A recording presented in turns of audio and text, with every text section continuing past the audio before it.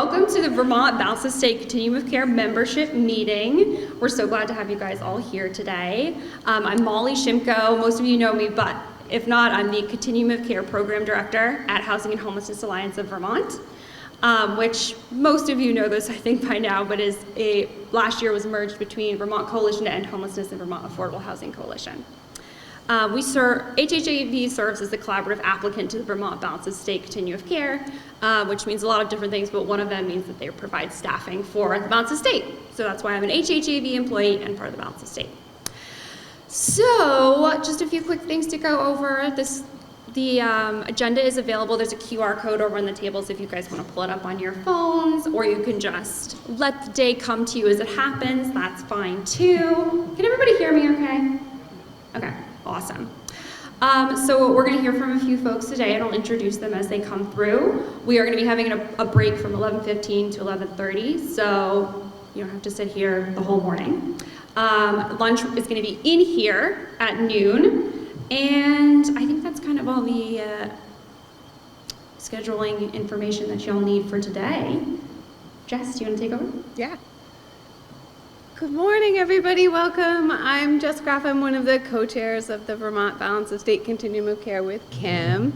And we just want to thank you for coming on this Monday. It is a moment when we break our regular routine. I drove in the opposite direction out of my driveway this morning and came here, which is a real mental effort sometimes.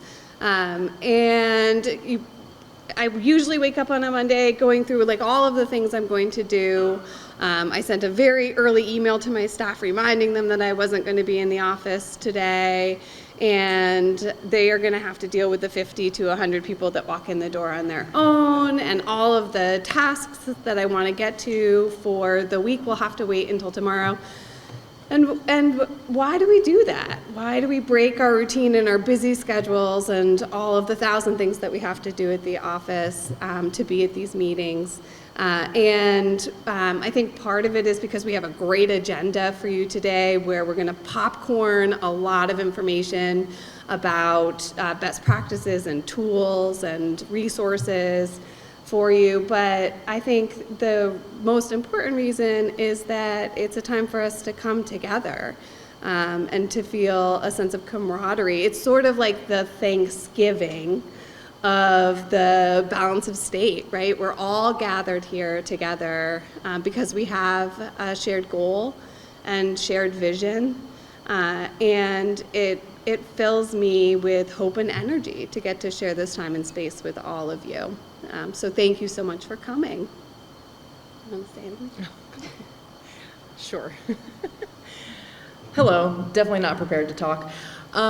Like Jess said, coming together is really important. I want to mention real quick the Persons with Lived Experience Committee. We had our first meeting last week, and that really re-energized me to be part of that.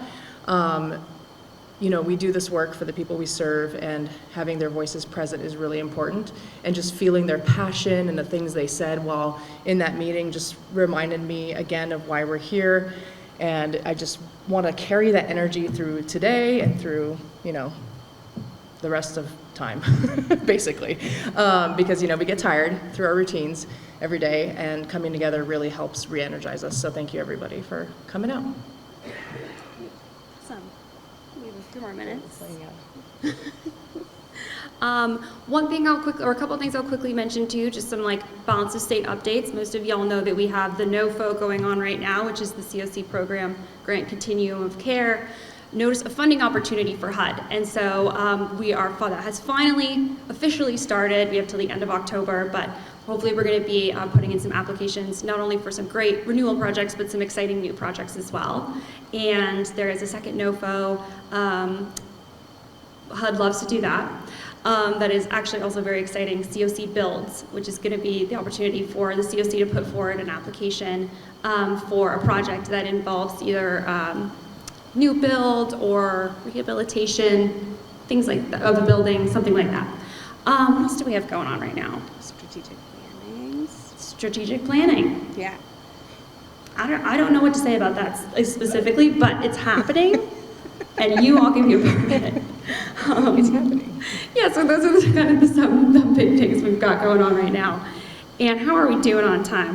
We're almost getting to 10:25. Sarah, you're ready to come on up? All right, folks, we're going to hear from Sarah Phillips, who many of you know, but maybe you don't know her as the Director of Housing and Community Facilities Programs at Vermont Community Loan Fund, and as the Board Chair of Housing and Homelessness Alliance of Vermont.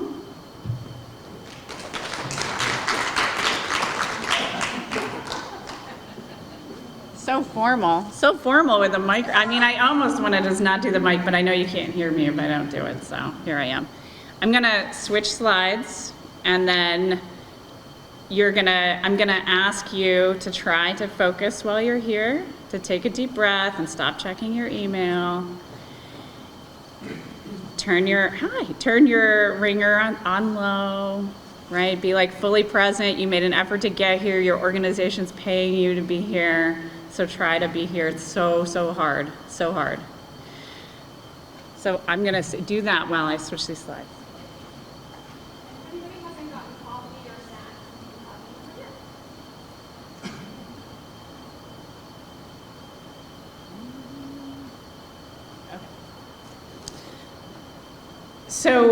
So I'm at the Vermont Community Loan Fund now. So quick commercial, if you don't know what we do, we're a mission-based lender statewide in Vermont. We're a nonprofit, which means that I'm not out there trying to drum up loans. I just get to move money where money doesn't want to go on its own.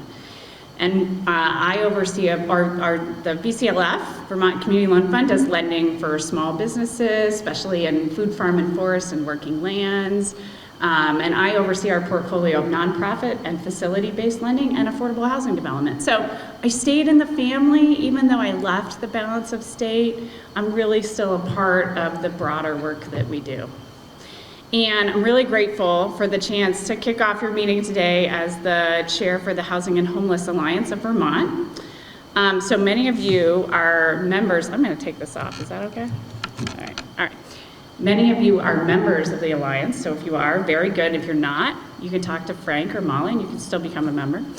And our work at the Alliance is really to help create a Vermont where everyone has a home, right? And we do that through education and advocacy and collaboration. And we're the backbone, like Molly said, we're the backbone agency for the balance of state. So, and you know, we haven't always been one organization, and how we organize ourselves really matters. So part of what I want to do today is just kind of have a look back and maybe a little bit of a look forward. So the balance of state has this long meandering history. I was talking to Daniel Blankenship a little bit about it over coffee. All right, so first it was this group of leaders that were informally coming together, right? This was just to connect. This was the days of Rita Markley and maybe Linda Ryan, and probably even before Linda Ryan, just some people informally coming together as leaders. And then later they formalized to actually be able to compete and win funding for HUD, because HUD actually created this continuum of care thing. Way back when, it was just the Vermont Coalition and Homelessness. It wasn't even really a continuum of care. It was just kind of this loose thing, not what we know of it today, right? And then it became this organized thing, first actually through the Office of Economic Opportunity, if you did not know, was the original, not even called collaborative applicant way back when, but that was the original. And then later at the Vermont State Housing Authority, which really kind of made us the muscle of a balance of state that we are now through the strength of that organization. And then became this young nonprofit that hired its first ever staff. Right, that was the Vermont Coalition and Homeless. It was fundamentally always this place to kind of connect and move forward together, even in its long history. And because you solve homelessness with housing and connection, it kind of made sense that the Vermont Coalition and the Vermont Affordable Housing Coalition eventually came together, and now we are the Housing and Homeless Alliance. And so I'm really excited about our next chapter. We're kicking off Housing and Homeless Alliance of Vermont strategic planning effort this fall. Frank's going to talk a little bit more about that. And hopefully many of you will join our annual meeting in person in September. And I want to say how grateful, I want to take a second to say how grateful I am to have Frank at the helm of the Housing and Homeless Alliance of Vermont. I know a lot of you are also. And Frank and a team, we actually have a team of staff now. That's like a whole thing. We have 3. 3 makes a team, 2 is just a dynamic duo, but 3 is like a team. And if you've spent any time with Frank, you know him to have a really sincere kindness and a thirst for learning and a really deeply committed spirit. And so if you haven't, I invite you to connect with Frank today, but also I want you to invite him to your organization to come spend a day with you and learn more about your work also. Sorry, Frank, that's a lot of traveling for you, but. Okay, so here we are. What is a continuum of care? You like that slide? That's a big slide. Okay, this is what PowerPoint did when it designed my slide for you. It put in this very funky little thing. I thought that was good though with the whole continuum of care thing. So it's really a few things, right? You heard Molly already say NOFO. Oh God, NOFA, NOFO, whatever. It's a federal funding program, right? The Continuum of Care program. It's also all the ways that we work together. It's a system of care, right? And then it's this third thing. This is me. I'm just making this up. You can disagree with this. The third thing I would say is it's a collaborative infrastructure. So I want to break that down just a little bit, right? So it's a federal funding program. So it's HUD funding. It's grown. It's changed over the years. It supports our planning. It supports our coordination. It supports staff to help coordinate, right? It provides rental assistance and services, and the priorities of HUD have changed over time. Really annoying, but life changes. It also comes with a lot of mandates and expectations, right? Point in time, coordinated entry, HMIS, all of those put in place, hopefully to make us better and stronger, right? That's the idea. I'm not ratting on HUD. I just want to say that out loud, all right? Because I think these are good things. I think they're well-intentioned and I think they're important. But the balance of state is actually way more than just this mechanism of funding. It's what forces us as a mandate to come together, but it's way more than that, right? It's also all the ways that we work together to provide care and to provide housing, because we're actually a housing crisis response system as a balance of state, right? And so it has its origins. So I was talking to my kids and I was like, I have to talk about this thing. What continuum of care? They're like, continuum of care? I have 2 high schoolers, right? They're like rolling their eyes. And I was like, it's blah, blah, blah, blah, blah. And there's like eyes glaze over, right? With the jargon that I'm spitting at them. And I was like, okay, hey Google, what's a continuum of care? I don't have the little speaking thing, so I did it on my laptop, which they think is ridiculous, but.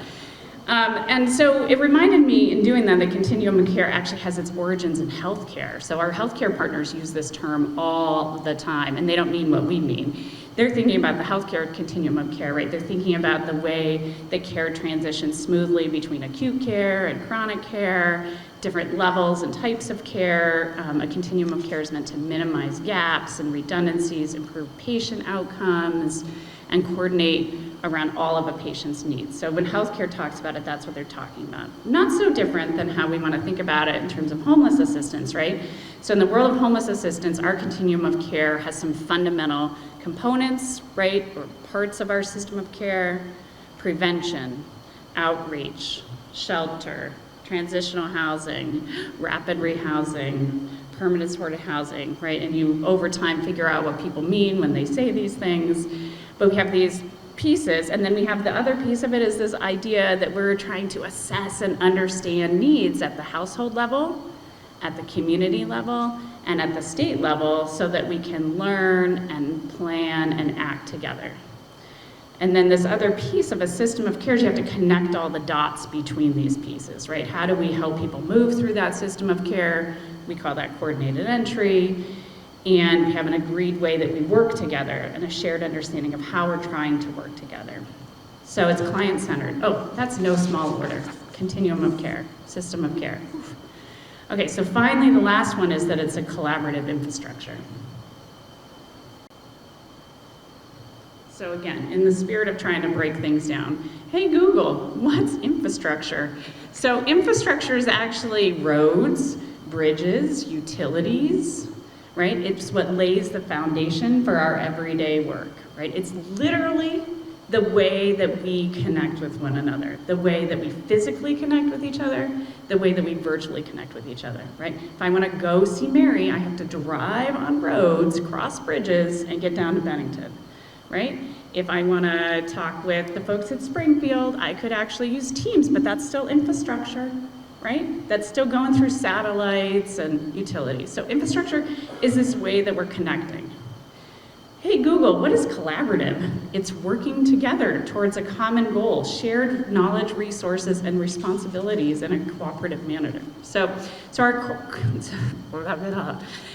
collaborative infrastructure is where we actually create and share.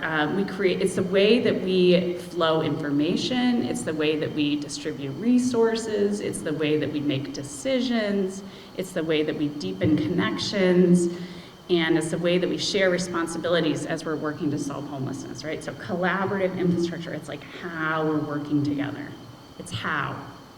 Okay? So the balance of state is this really important collaborative infrastructure. And it's been shifting and changing over time, but the thing about it is it needs to be strong enough and flexible enough that it can withstand shifts in policy, and that it can welcome in new voices, and then it can support our work over time.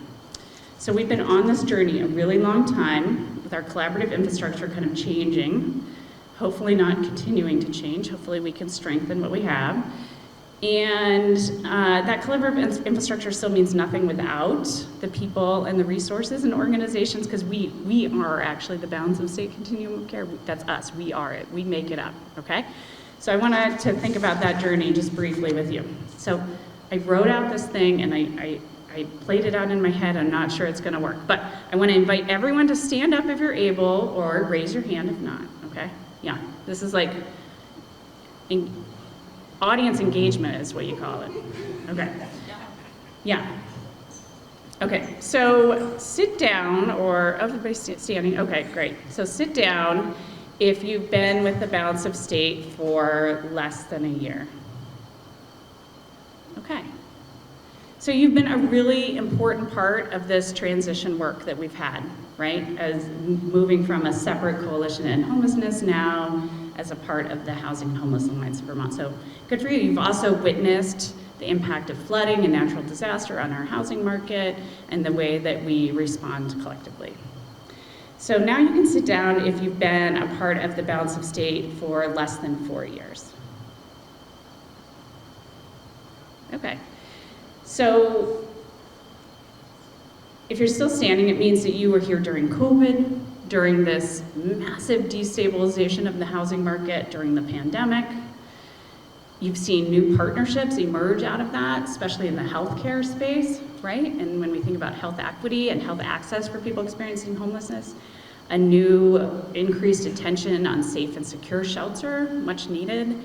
Massive expansion of funding and programs, including family supportive housing, mental health outreach, rental assistance to prevent eviction, flexible funding. Here's a few acronyms for you, right? CARES, VRAP, don't anybody start twitching, it's okay. Right? CRF, ARPA, blah, so much, okay.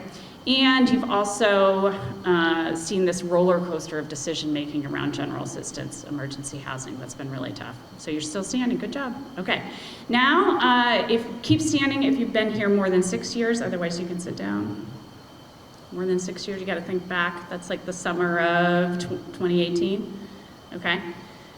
That means you were a part of the last strategic planning process that the Coalition to End Homelessness had, the one that actually birthed a nonprofit organization. You were also a pre-pandemic, part of a major imagining to create a new emergency housing system. Remember that? You helped to also create and implement a very nascent coordinated entry system. Thank you. Okay. You can sit down and stay standing if you've been a part of the balance of state more than 10 years. All right. So a few of us still standing. Okay. So you know it's a marathon. You've been here a long time. You've been running a long time. You've prepared, you've reinforced, you've hopefully have some really good lessons for the rest of us in self-care, right? Because you're still going. You've seen solutions adapt, you've seen needs change, especially with the increase in substance use disorder. You keep going, so thank you. And I want to come back to this idea of what keeps us going. Sit down.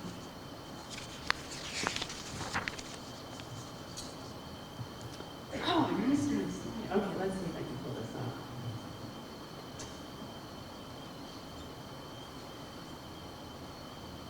All right. Do you know how to do this? You can do the QR code. You can go to slido.com and enter that little number. You too, Frank, everybody. Y'all have devices. I know I told you to put them away, now I have to pull them back out.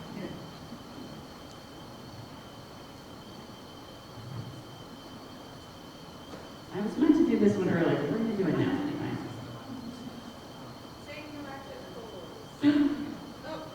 It's active. I just activated it.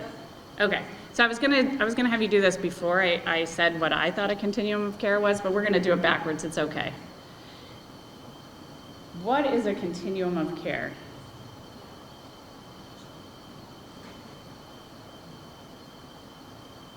See, now I've overly influenced you, but you have your own ideas still. What is a continuum of care?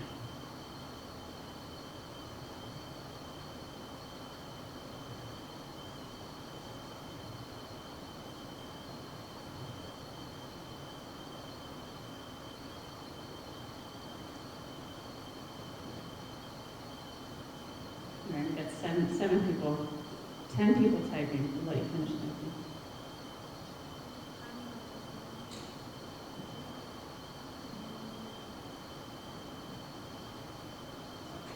Ooh, network just took the lead.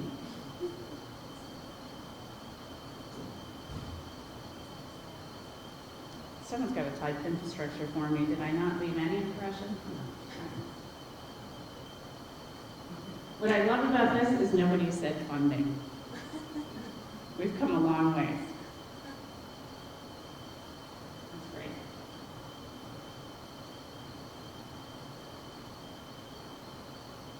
Okay.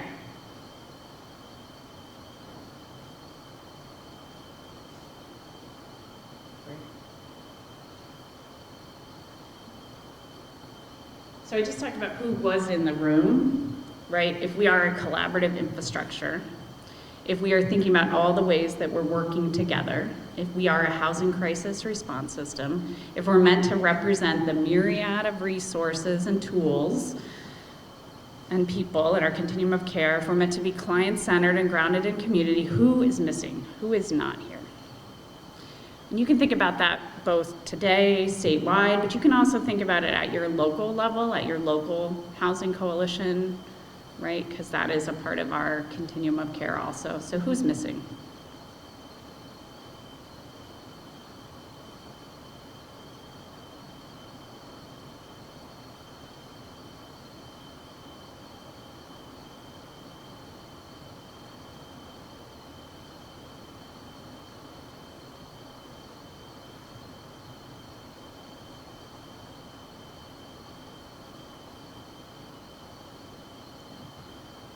Law enforcement, marginalized people, mental health, substance use, mental health, librarians, participants in our program, housers, developers, affordable housing besides the SHA, recovery services, mental health, substance use, teachers, childcare, medical providers, designated agencies.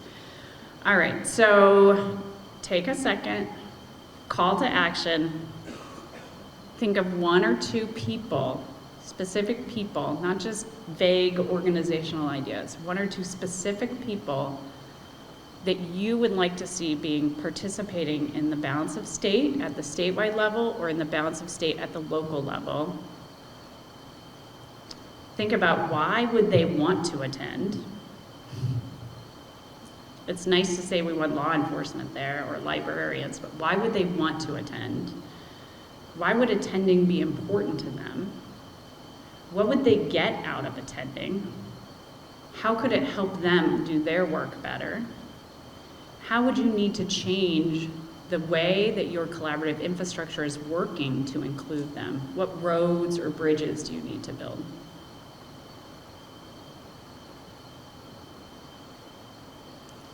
And then, I told you to think about one or two specific people. Okay, you're tasked with going back after today and figuring out how to invite them.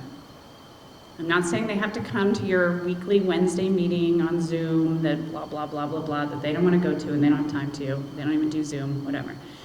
Figure out how you're going to invite them in. It's a lot, flipping back and forth. Okay, I can do it.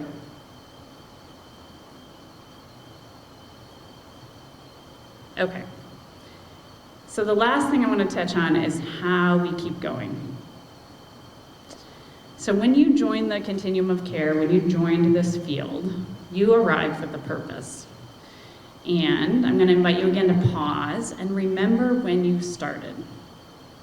Maybe you were a volunteer, maybe you were an intern, maybe it was a career shift for you.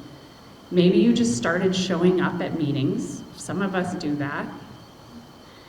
Maybe it was your first paying job, maybe it was the first stable job, maybe you didn't even mean to be working on housing, you were working on something else and it just kind of like fell in front of you like a ton of bricks, right? Because housing kind of does that.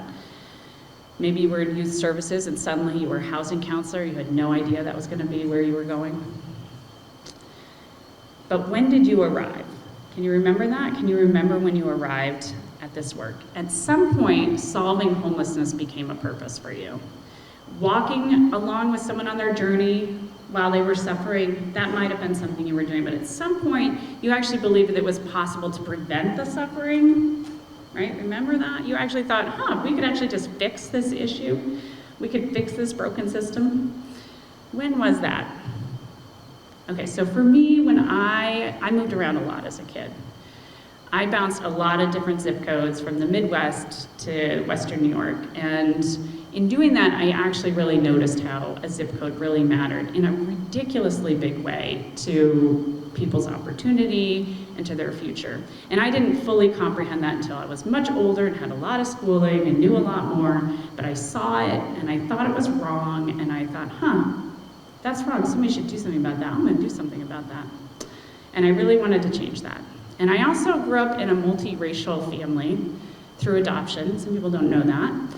And I saw really from a young age that people really carried and wore their experiences on their bodies in a really deep way, and that the road to healing is really long and hard.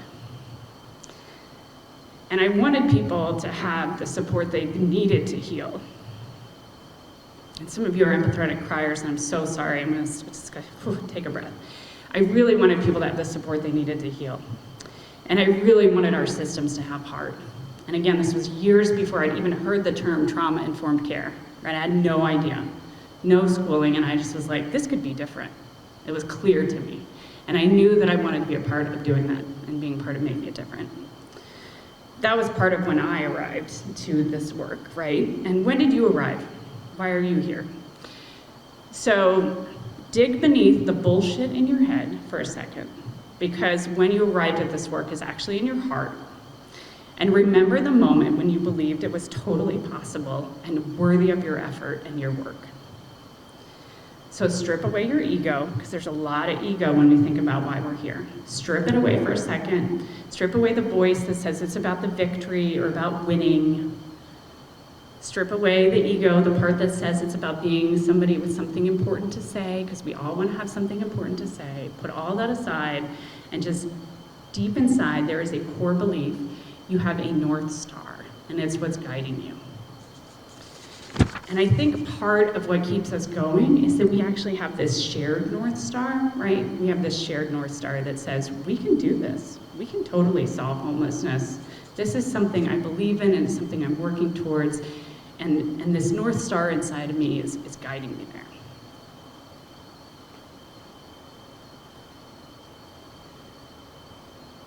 Okay, so for what it's worth, my teenage boys also said, use ChatGPT. This is a big conversation in my household right now, because I have kids getting ready for college, and apparently you're allowed to use ChatGPT for your college essay. They just coach you on the appropriate way to do it. So they told me I could use ChatGPT for this, which I did not do except for this one piece where I was like, hey, ChatGPT, I'm working on a really tough social issue. I can't remember the exact words I used. Sorry, social challenge, and I'm speaking to a group of people about what keeps them going. What will keep us going? And I adapted these. I just want you to know ChatGPT wasn't this good. But it was helpful for me. So remembering our purpose, which is why I think it's important to think about our North Star. That we lean on each other is part of what keeps us going. That we take a time out, right? Also known as self-care, but that we're able to take a time out is actually really, really important to what keeps us going. And that we adapt and learn, which is a huge reason why you're here today, is to be flexible and open and adapt and learn. That's a huge piece of what keeps us going as a field. And that we celebrate small wins, because we're working towards a really big one. And it takes a long time to get there. So, for what it's worth, these are some things that I thought, and ChatGPT thought would be helpful. But one last thing for you. Go back to your slide. What keeps you going?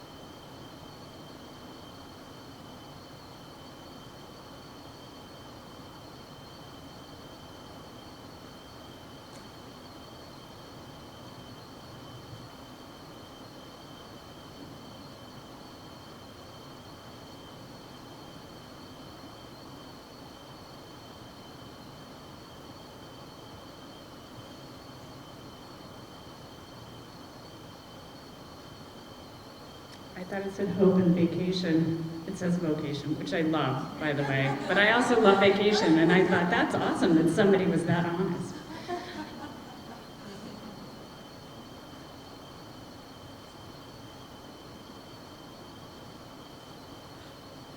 Thank you. Thanks for doing that. So today, I think, is part of how we keep going as a field. So again, I just want to thank you all for making time to be here today. Thanks.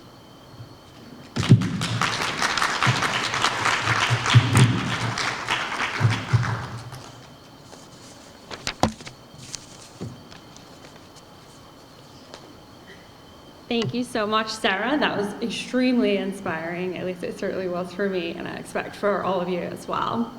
So next, we are hearing from Frank Knack, who Sarah mentioned and we mentioned as well, our Executive Director at the Housing and Homelessness Alliance of Vermont. Take it away, Frank.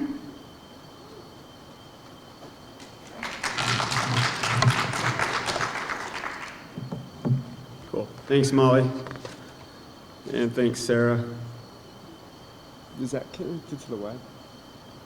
Yeah. Okay, sweet. I was gonna put something in there. Actually, I can do that later. So I don't think what I'm going to say is as inspiring as what Sarah said, so I'm just going to go over a couple of things. Let me get this out of here.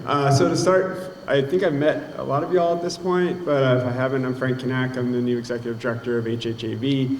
I started here back in December. My background is more in like traditional civil rights work, and so I've done like issues connected with housing for many years, but never focused on housing, so I still have a lot to learn, so I really appreciate the opportunity I've had to meet with y'all and to learn more, and I'll continue to do that, but really, really happy to be here. I worked mostly in the South, but I grew up in Vermont, so I grew up in Manchester. We moved back here a couple years ago, so I'm really, really excited to be able to do the work I care about in the state I grew up in, where much of my family and friends are. So I want to talk about a couple things today. So I want to talk about our strategic planning process, a little bit about the GA Emergency Task Force, a little bit about our legislative advocacy, and then also talk about the recent Supreme Court decision in Grants Pass.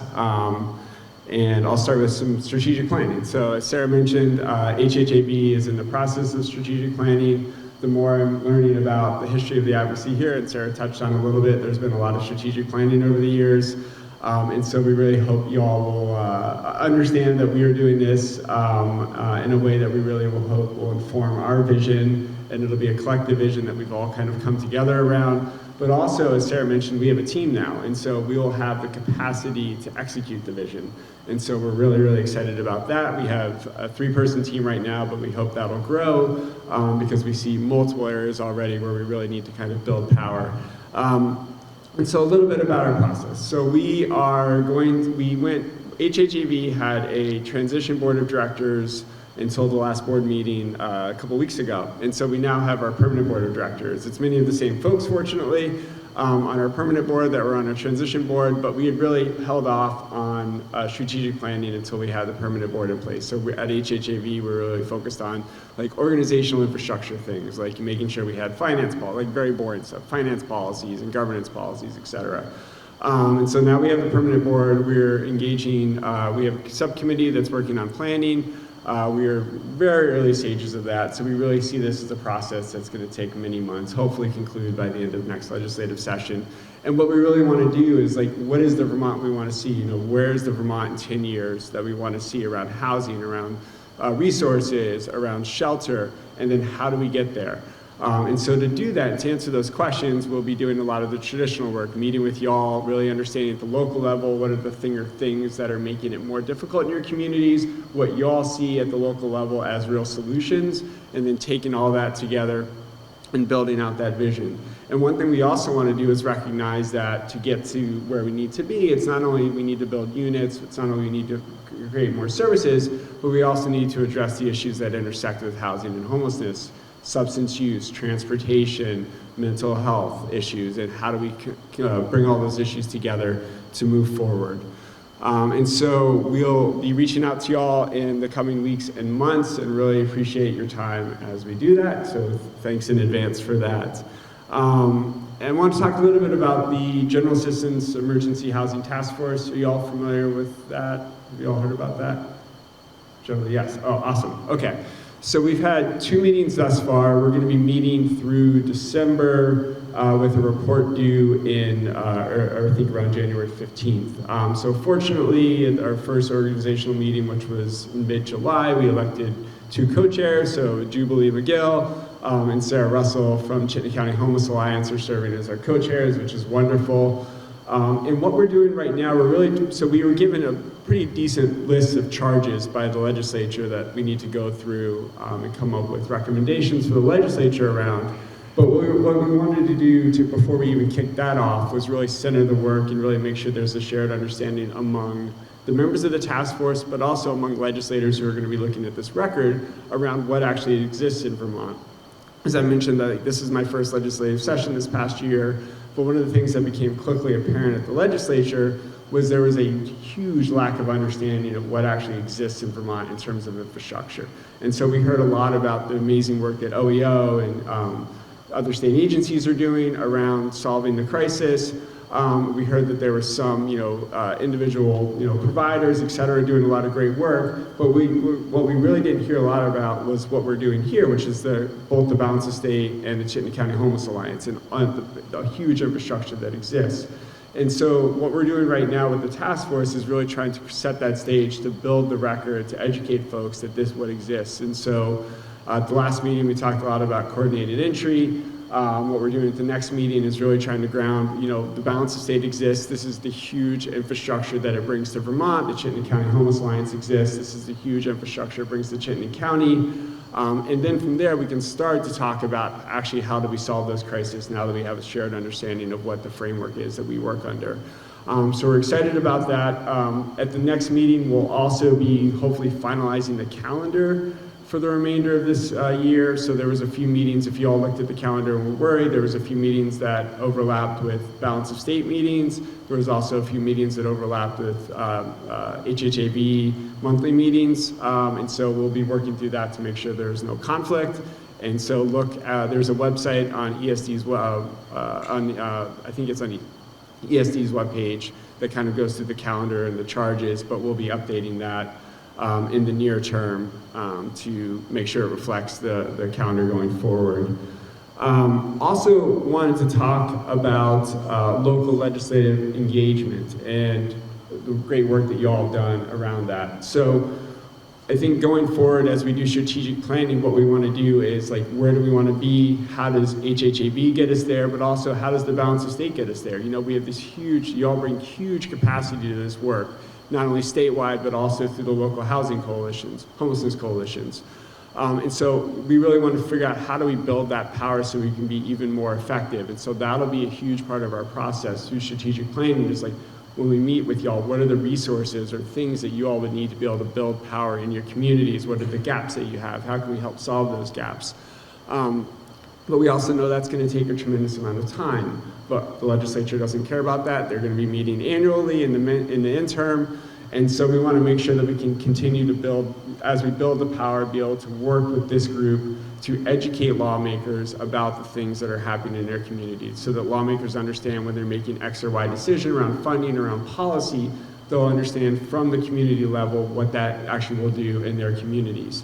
And so, you know, just before I really get into this, I want to talk about a story, because I think when we talk about legislative advocacy, there's often like, you know, well, this is huge apparatus, how do I engage, how do I have impact? It's really hard to do that. And so, tell a story that I've told a couple times before from one of my previous jobs. So when I worked for the ACLU for a while, and I worked in ACLU in Texas for a while. And so in Texas, the Senate districts are literally bigger than the entire state of Vermont. There are about 950,000 people per Senate district. So what is that, like 1.5 times the entire Vermont population. And so this was, I think, like the 2011 legislative session, and, you know, things have gotten completely different since then, so you have to kind of, you know, ignore what's happening today and think back then. But, you know, as of currently, back then, one of the big issues in Texas was reproductive justice, reproductive freedom, and attempts to restrict abortion access. And so the Texas legislature had its sights set on fairly dramatic changes to reproductive freedom in Texas. I know this is a little bit off topic here, but really it'll give kind of set the stage for, you know, how people can have impact. And so the Texas Senate had met, you know, they understood what their agenda was in Texas among the Republican Party of what they wanted to run through that legislative session. And so again, these are 950,000 person per districts. And so they had their sights set on this abortion bill. We were working really hard to educate people about, you know, the impacts, but what we were really trying to do as well was really trying to get people to contact their legislators in district. And so we didn't think we had much of a chance, because the entire you know, the House, the Senate, the governor was all controlled by the same party. They had pretty decent majorities in the House. They had the governor who was fully in line, and there was one Senate seat that we needed to flip to be able to kill the bill. And so we put tons of time into a few senators trying to educate them around what this would do to their communities. And so in a district of about 950,000 people, any rough guess of, you know, how many people you think it would take to swing a senator? None? Okay, so we were able to persevere in the end. The bill went down. We got a Republican senator to vote the right way on the issue, and we asked him afterward, you know, what was it that flipped you on this issue? You know, your caucus was pissed at you. Everyone in your party was pissed at you. How many people in your district reach out to you to flip your vote? He said he heard from 450 of his constituents. So in a Senate district in Texas of 950,000 people on a priority issue for the party that they were getting tons of pressure to pass, 450 people contacting that senator flipped him on that issue. And so what I think that shows is, particularly in a state like Vermont, where we have way fewer, way smaller districts, it only takes a few people reaching out to their legislators and educating their legislators and telling them how they like or don't like something to make a huge difference in this work. And I think that's something we saw firsthand last year because of the work of this group. And so, you know, we had sent you all, you know, I'm sure it was a little obnoxious, you know, pretty regular email saying, please contact your legislator, tell them to do this or do that. And so before, in prep for just writing some notes for today, I looked back because I had forgotten some of the details. But so thinking back to the beginning of this legislative session, both for the Budget Adjustment Act, which was the bill that got us through the remainder of FY24, which was through June 30th of this year, and then for the FY25 budget, which is July 1 of this year through June 30 of next year, I was looking back at where we started. And where we ended was not ideal by any means, but substantially beyond where we started. And so just if y'all will go back in time with me, when the BAA was introduced by the governor, he had asked for $4 million to set up shelters in 5 communities. There was going to be no funding to continue what was in the June cohort to keep them housed. We thought we were going to get to the end of the adverse weather conditions and then have months where we were going to have hundreds, potentially thousands of already vulnerable Vermonters out on the streets. And so because y'all made your voices heard, contacted your members, wrote letters, etc., we were able to continue to keep all those folks housed through the remainder of the Budget Adjustment Act period through June 30th. And so that had a huge impact. We talked with legislators who are like, I'm hearing from folks in my community, we're hearing from providers, we can't do this to our community. And so that was the Budget Adjustment Act. And then now I looked at the FY25 budget and where we started versus where we ended up. So where we started with the FY25 budget was a proposal for $24 million to continue the GA program. They were talking about 28 days of capacity per person for folks in the program. And then they were talking about substantial revisions to adverse weather, including limiting it to just children, people with disability, and people over 65. So huge problems in that bill.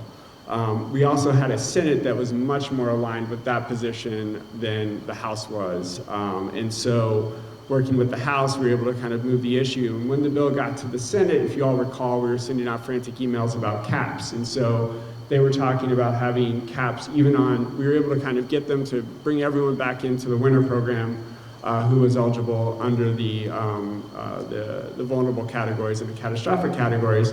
But they were talking about capping at it, I think about 1,300 people per night. And they were talking about capping the rest of the year at 900 rooms per night.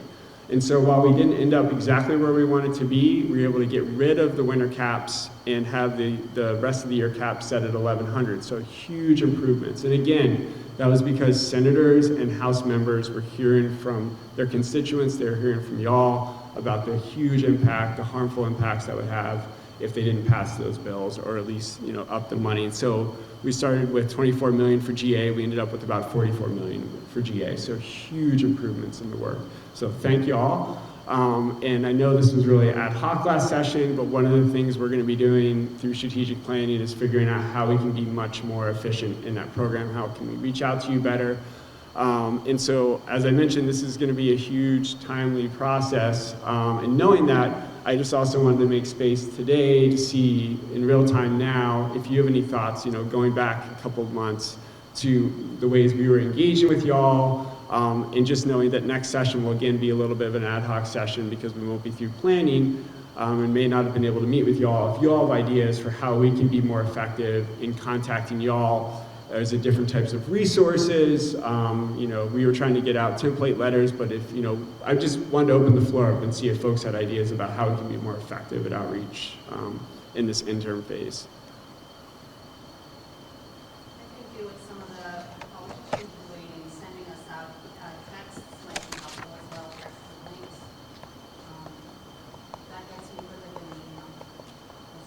Cool. Any other thoughts? I think regional trainings on really just even sort of the infrastructure systems of how I know some groups have done trainings on how a bill becomes a law. So I think just even that kind of information would be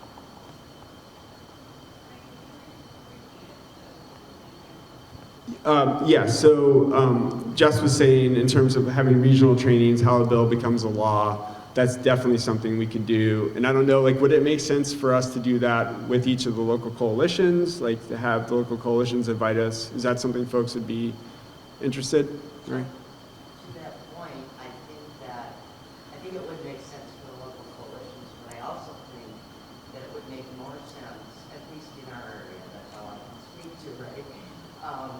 To have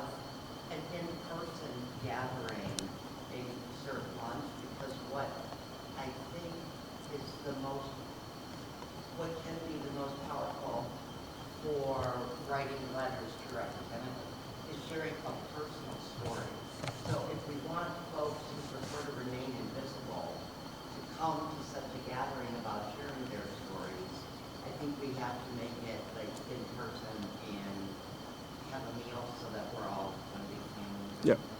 Cool. Can definitely do that. Other thoughts from anyone? Just think in terms of as the session starts to unfold, or even with what we know now, who are the folks? And I get that you want to say, like, we're in Central Vermont, who is it in Central Vermont we want to know? But who do we want to know who's leading the charge on each of these things across the state? I think that's, even just a laundry list that we keep in our back pocket for reference. I have lots of family members and friends who live in other parts of the state that I might be able to influence to do that work in those areas. Cool. Sissy? I think it would be helpful to have the Alliance local council coalitions coordinate in district meetings with their legislators and, I don't know that everybody has a relationship with their legislator already. I mean, even though the districts are small, it's still thousands of people. Yeah. Senate districts, obviously, tens of thousands of people. So yeah, that would be really helpful. Cool. That was so coordinating, having HHAB coordinate in-district meetings between coalitions and partners and legislators. That's definitely something we could also do. So, thanks.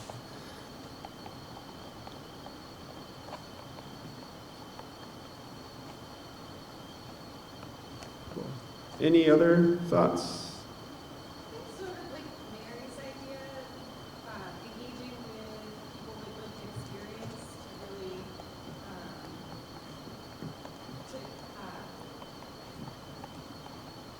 collaborate with them about ways that they can have a voice as well, and to strengthen and support their voice. Cool.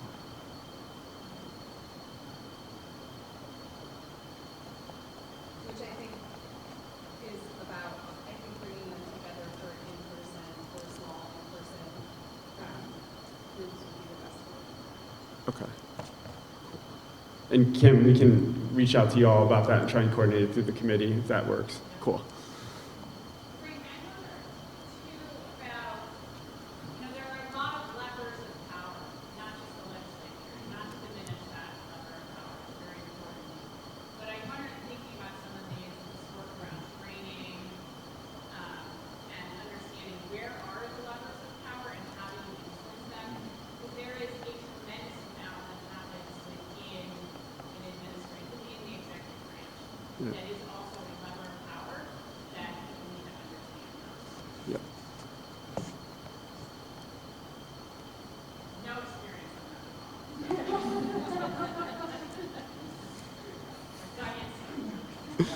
I think your gut's right on this one. Cool. Well, I really appreciate all this. So as I mentioned, we'll be doing, much more intensive outreach around our planning and figuring out how we can build the infrastructure. But in the interim, we will take all these back and figure out how we can plug these in, and we'll definitely be in touch over the coming months about this. So greatly appreciate it. And then the last thing, I only have a couple minutes left. The last thing I just wanted to quickly touch on is the grants pass decision. So I assume y'all know what I'm talking about. This was the Supreme Court case. I think it was the second to last day of the term in the June that the court said that anti-camping ordinances, even when there's not sufficient shelter space available, is not a violation of the due process clause. Cruel and unusual punishment clause of the 8th Amendment. So there is deep concern, even in Vermont, that this may open the floodgates. We know over the years there have been numerous municipalities in Vermont who have thought about this, who have brought up ordinances, but have been talked out of it, in part because there was a question of whether they could be held liable in court and challenged in court on this issue and prevail. And so now that this case was decided, I think there may be some municipalities that are looking at this through a different lens and thinking that maybe it's worth trying to pursue. And so I wanted to kind of touch on a couple things around this decision. So first, while the court did say on this specific question of cruel and unusual, it's not a violation, what the court didn't say, and if you read Justice Sotomayor's dissent, which is really, really great, definitely recommend it, is they didn't touch on numerous other potential constitutional claims around like excessive fines, due process, seizure, etc. And so if you're hearing of your municipality thinking of doing that, it is definitely worth lifting up that there is still potential for litigation on the issue. It may be extremely costly to them. And so another reason why they should maybe not do that, but then also go back to the core point, which is this is actually highly counterproductive public policy. We know from data that getting the solution to this is housing, that the crisis right now is because we have a lack of housing, because we have an increasing gap between wages and house prices. And if we want to solve the crisis, we need to actually invest in that. And by putting people into criminal jeopardy, you're not only wasting funds in that respect, but you're also putting up additional hurdles in front of those folks because it gives them a criminal record, which, as you all know, makes it harder to get housing, it makes it harder to get employment, the very things that help people come out of being unhoused. And so from a legal perspective, from a public policy perspective, this is an absolutely horrible idea. And so we have talking points on this. If you need any help with any messaging, if you need help with any advocacy around this, please reach out to us. But also, huge favor is if you all are hearing about this in your communities, if you could please let us know, because we'd like to engage as quickly as possible, try and get in front of local government and just talk to them about both the legal and the policy reasons why they should not do this. So any questions on that? Sweet. Cool. I think I'm at time anyway, but yeah, really appreciate y'all coming here today. Really look forward to getting to know y'all a little better for those who I haven't met, and then for the folks who I haven't, getting to meet y'all. And yeah, thanks. Bye.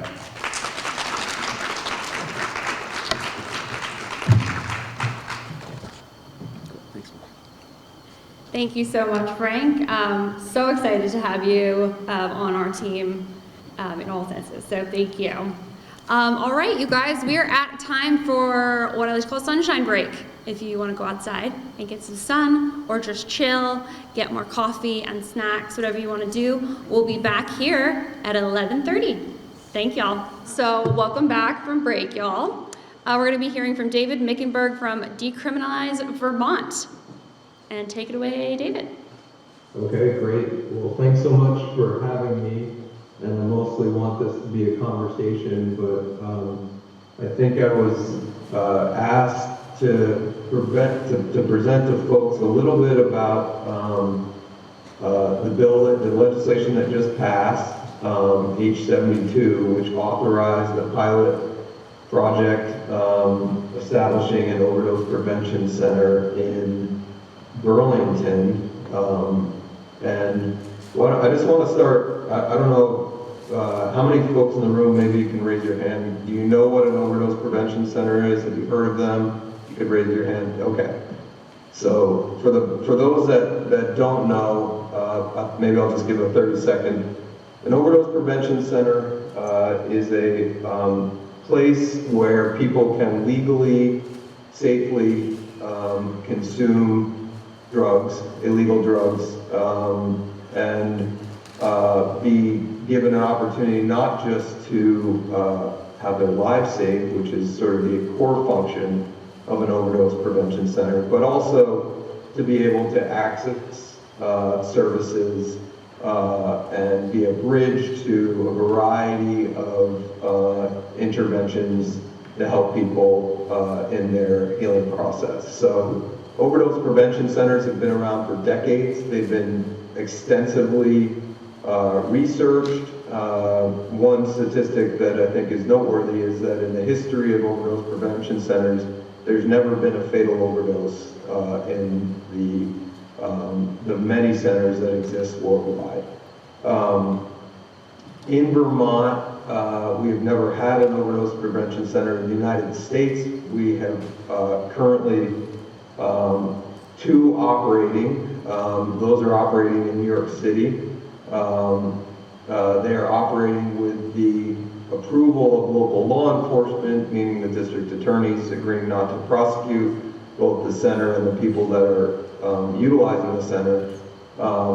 And then we have the state of Rhode Island, which authorized through state legislation similar to ours, the establishment of an overdose prevention center, which we think will be coming online this coming by the end of this year, we hope. So there have been a lot of lessons learned out of those that have operated around the world. Canada has a number of overdose prevention centers. And I suggest that if folks are interested in the research, I can put in the chat as people are asking questions, some really great research databases that you can access to look at all of the different positive impacts that overdose prevention centers have. So in the legislation, which was H72, it authorized one pilot project. I should say, when I say it authorized a pilot project, it funded one pilot project, but the legislation itself would allow for other overdose prevention centers to open should a community want to do that and have the funding either through private funding or municipal funding or other avenues of funding to do that. So the legislation funds a pilot project in Burlington. It authorized $1.1 million of opioid settlement dollars to that project in Burlington. The money will flow through the municipality after an RFP process. And the basics of the legislation are sort of set the broad parameters of what an OPC should do, the type of folks that would work there, the type of things that would be available to folks like medical interventions, syringe exchange, certainly naloxone and oxygen made available when there is an overdose that occurs, and then establishes that the Department of Health will promulgate guidelines, not regulations, but guidelines by September 15th to get into some of the specifics of the operating of an overdose prevention center.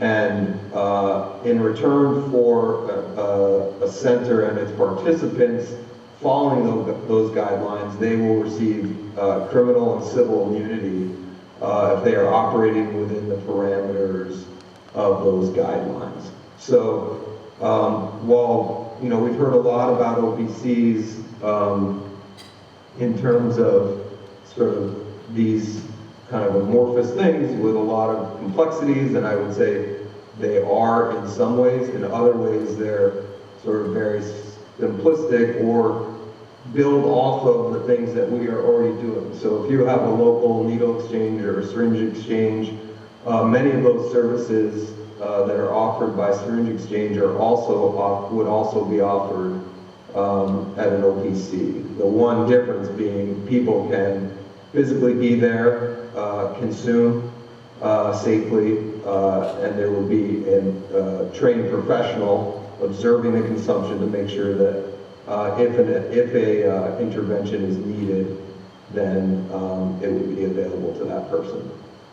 Why don't I just pause there to see if there's any questions, thoughts,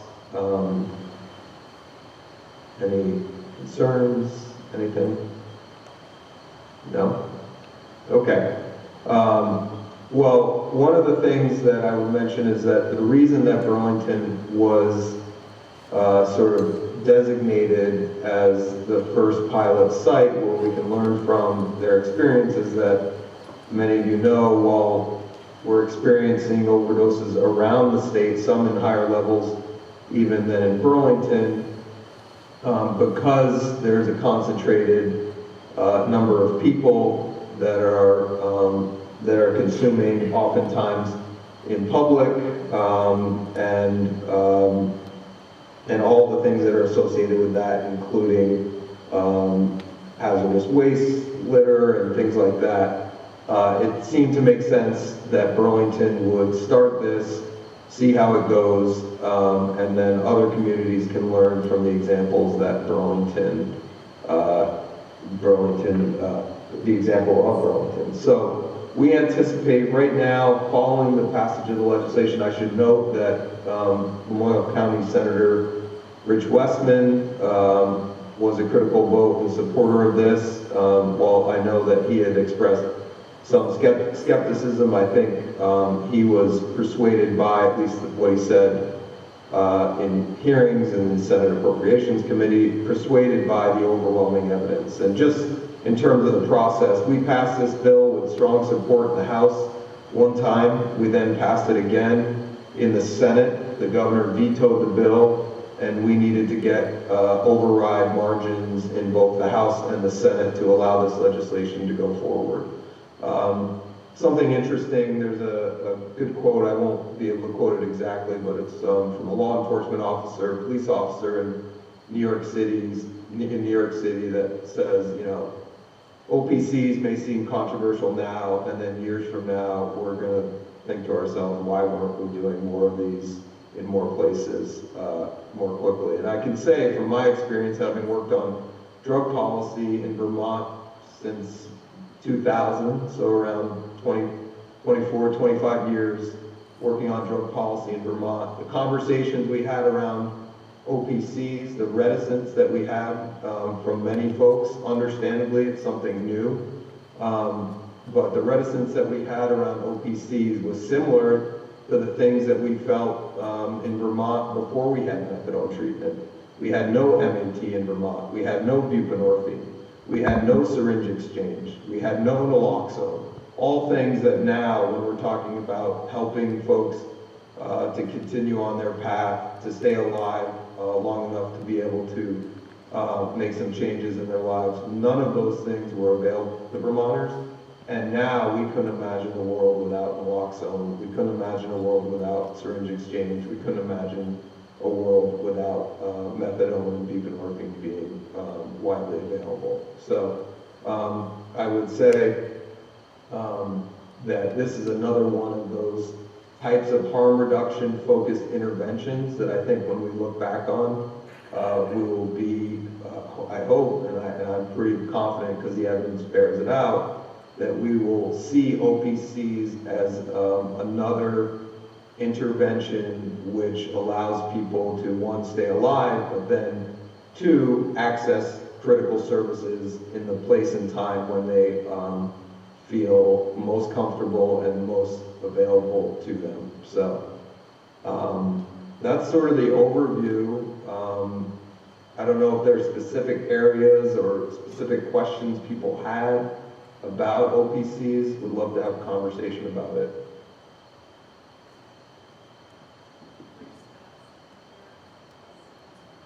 I can't hear anything, or maybe just nobody has any questions. We have time for, I think, maybe one question.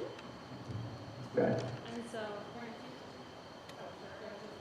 oh, we just have to speak up the microphone. No, I can. Okay. I was just, excuse me, I was just curious about about providers who are interested and willing to participate in this, and if there's plenty of providers. I didn't fully hear it. So I think the question was, if providers are interested, how can they participate? Yes. If you have one. Or, and if you have providers currently.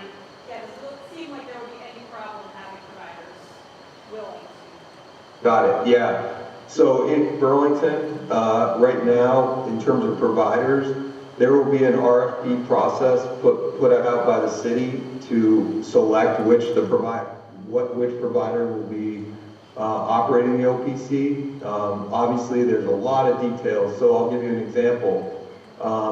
Right now, one of the leading modalities in which people are overdosing is through inhalants, through smoking. And so OPCs often have both an injection room and a smoking room, making sure that providers have the ability to address both of those modalities will be important. But we're having regular meetings now, and if folks are interested, providers, please be in touch. We're having regular meetings every other Wednesday about the implementation in Burlington, but I think it would be great to have folks from other communities listening to all of that and participating in that process to make sure that the OPC that we have in Vermont is a model for the rest of the country. I'll just give another example. In San Francisco, they did a city-sanctioned OPC pilot that was short-lived but very effective when it was there. But one of the difficulties that came up, one of the benefits of an OPC is to alleviate the pressures on emergency services. So EMS and fire and other folks that are now being called often to overdoses.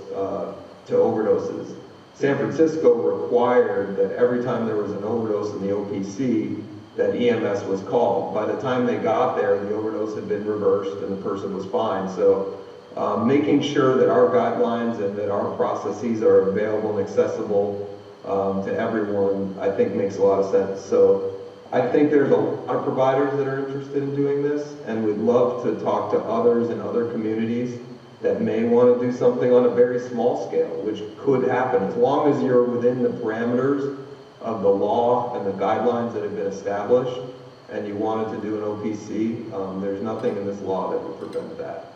So I hope that answers your question. Yeah. Thank you so, David, can you hear me okay? Yes. Thank you so much for speaking with us today and for sharing information about OPCs. We really appreciate it. And we're running up against time here, so just wanted to say thank you. Thank you. And I'm going to stay on for a minute just so I can pop something into the chat for you, if that's okay. Oh, yeah, that would be awesome. Yep, I'm gonna take you off of the big screen here. Okay. Yeah, this is just a opcinfo.org where there's just a ton of information. If anyone's interested in the research and the science behind OPCs, you can find it all there. Awesome. Thank you so much.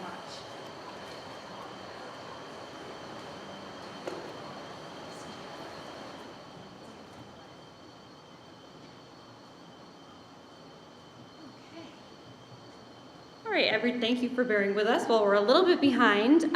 So now we are going to hear from Miranda Gray, the Deputy Commissioner in the State of Vermont Economic Services Division. Thanks, Miranda.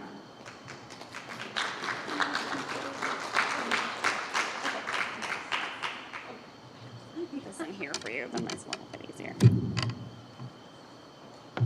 All right. All right, almost good afternoon, everyone. I feel a little odd being over here, and you all so far away. But I'm going to talk about the Act 113 changes that were just implemented on July 1st. I'll go high level and then give you a little bit more detail about September 15th, which is like the next big change. And then I don't want to interfere with lunch, but I am happy to hang around for a little bit after to take any questions that folks might have. So as probably everyone in this room knows, Act 113 was implemented. Some major changes came with that. Probably one of the biggest changes is that there's an 80-day limit now for people to be able to stay in motels. That excludes the winter, but it is quickly coming upon us. 80 days actually gets, if people stayed steadily through the program starting on July 1st, gets you to September 19th. So we have a little bit of a 4-day awkwardness that we're about to embark upon. The other thing that the changes did were we no longer have two separate categories. We used to have a vulnerable and a catastrophic. One came with 84 days, one came with 28 days. Now across the board, it is 80 days. I'm gonna keep talking and assume that you're gonna figure it out. So some of the changes, just to highlight quickly, some of the changes that will also happen with the passage of Act 113 is we went from serving 60-year-olds and older to back to 65 and older. And so this was pre-pandemic, it was 60, during the pandemic, or it was 65. During the pandemic, it went down to 60, and now it is back to 65. Families, it used to be ages 6 and under, if you had a child age 6 and under, and now it is age 19 and under. So that was a change that went into law last year and remains. And now it is any pregnant person for any trimester. It used to just be your third trimester of pregnancy. Another significant change is you have to meet one of these categories in order to be eligible for housing in the winter. So this is a significant change because we know that we were housing some Vermonters who do not meet any of these categories. So we don't know because there's a fair amount of churn in the population that we serve, so we don't know exactly how many people that we could be talking about not being eligible for housing. But there was another component to Act 113 that gave the Office of Economic Opportunity $10 million to stand up winter shelters, and that is for the purpose of being able to serve these households that won't be eligible for a motel stay through economic services. So the big change that is coming up on September 15th is that there is also a room cap. Starting September 15th, which is a Sunday, we can only house 1,100, we can only use 1,100 rooms. So sometimes that's not even 1,100 households, because sometimes we have families that are bigger and need multiple rooms. This is in place from September 15th until November 30th, and then again April 1st through June 30th. So there will be people who are eligible for one of these categories, but that we won't be able to serve because we don't have enough capacity. I can tell you that this is happening right now. We are at a capacity in most of the state and are having to tell people, you are eligible, but I'm sorry, we don't have a room for you tonight. Please try us again tomorrow. We are currently serving about 1,400 households. So as you can see, we have a 300 household issue on September 15th. So we are also devising a policy right now about how we're going to prioritize households for the 15th, which I'll remind you again, is a Sunday. Economic Services is planning to have our call center open along with our contracted staff as well as management to be able to support our staff, and we're going to get that message out to those that are staying in the motels. We're messaging the motels to expect to hear from us on a Sunday, which isn't normal, but we will be prioritizing households based upon if someone is a family, if you're an older Vermonter, if you are a pregnant person, if you're someone who's experiencing domestic violence, dating violence, sexual assault, stalking. That definition expanded some under this new law, or if you are otherwise categorically eligible and age 50 years or older. We are trying, as you all probably also know, we have a self-pay component that usually happens in the beginning of the month, but it really can vary. We have some people, I think our range is we have some people who pay for one night in a hotel up to some people who pay over 10 days in a month. So we are trying to be strategic and make sure that people are paying for their days as we go to that 15th to the 19th. We do know that we have a population that has stayed with us steadily thus far. So we're projecting that they will probably stay with us for all of August and all of September, who will then have used their 80 days. And that's about a third of the population that we're housing right now. So we anticipate they will no longer have eligibility, which will create more space for folks once we get onto the 19th. So that's a lot of information. I guess the big takeaway that I'm hoping that you hear is, one, if people are curious about how many days that they have, we have just gotten some new programming into our IT system that we just implemented last year, so we can tell people exactly this is how many days you've used. And I think that's really important that people do know how many days that they have used, so they can know if they have 20 more or 10 more, so they can decide when they want to use that. That we will be open on the 15th if people have questions. We will be sending, I think it's 2 more letters to the Vermonters that are in motels now to just let them know about these changes. People should know if you're going to be housed through the 19th kind of seamlessly, that should be something that they're hearing from us. If they need assistance with that phone call, a lot of providers, probably a number of you are helping people call us, that is something you can ask, like, to be clear, how long does this authorization go for? And then there will be a number of households who won't have housing for a couple of days. So I'm gonna pause and see if there are any questions. Sure. I have a question, and I apologize if you already said this, I didn't mean to get. Relative to the room cap, how is that allocation going to take place? Because is it like a certain number by county or what? That's a great question, and not one that it went into, and it's going to kind of be an evolution as we get through the fall. So right now, to not disrupt households, we are going to kind of keep the room distribution as it is. As we get more into the fall where we are thinking that we will be serving less households under the 1,100 cap, then we're going to make sure that we have the amount of rooms that we need statewide distributed in that way. We also know that we have some areas that the Northeast Kingdom is an example. We don't have a lot of motels that work with us, so we know that we're going to have some capacity for them in other areas of the state. We are going to try to take this opportunity to make sure that we are getting an equal distribution across the state. I had a question about eligibility for households. Typically, say there's a family utilizing emergency housing, the eligibility criteria is for the household, it's typically under an individual rather than under the other. Would it be possible for the second adult or different person in the household to qualify under that first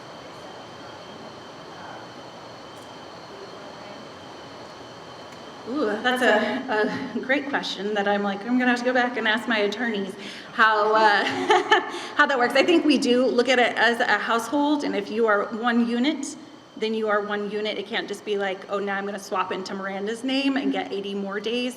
That's what I want to say is the answer, but I will follow up and make sure that I loop back and get you the answer. Creative thinking. Yeah. Hi.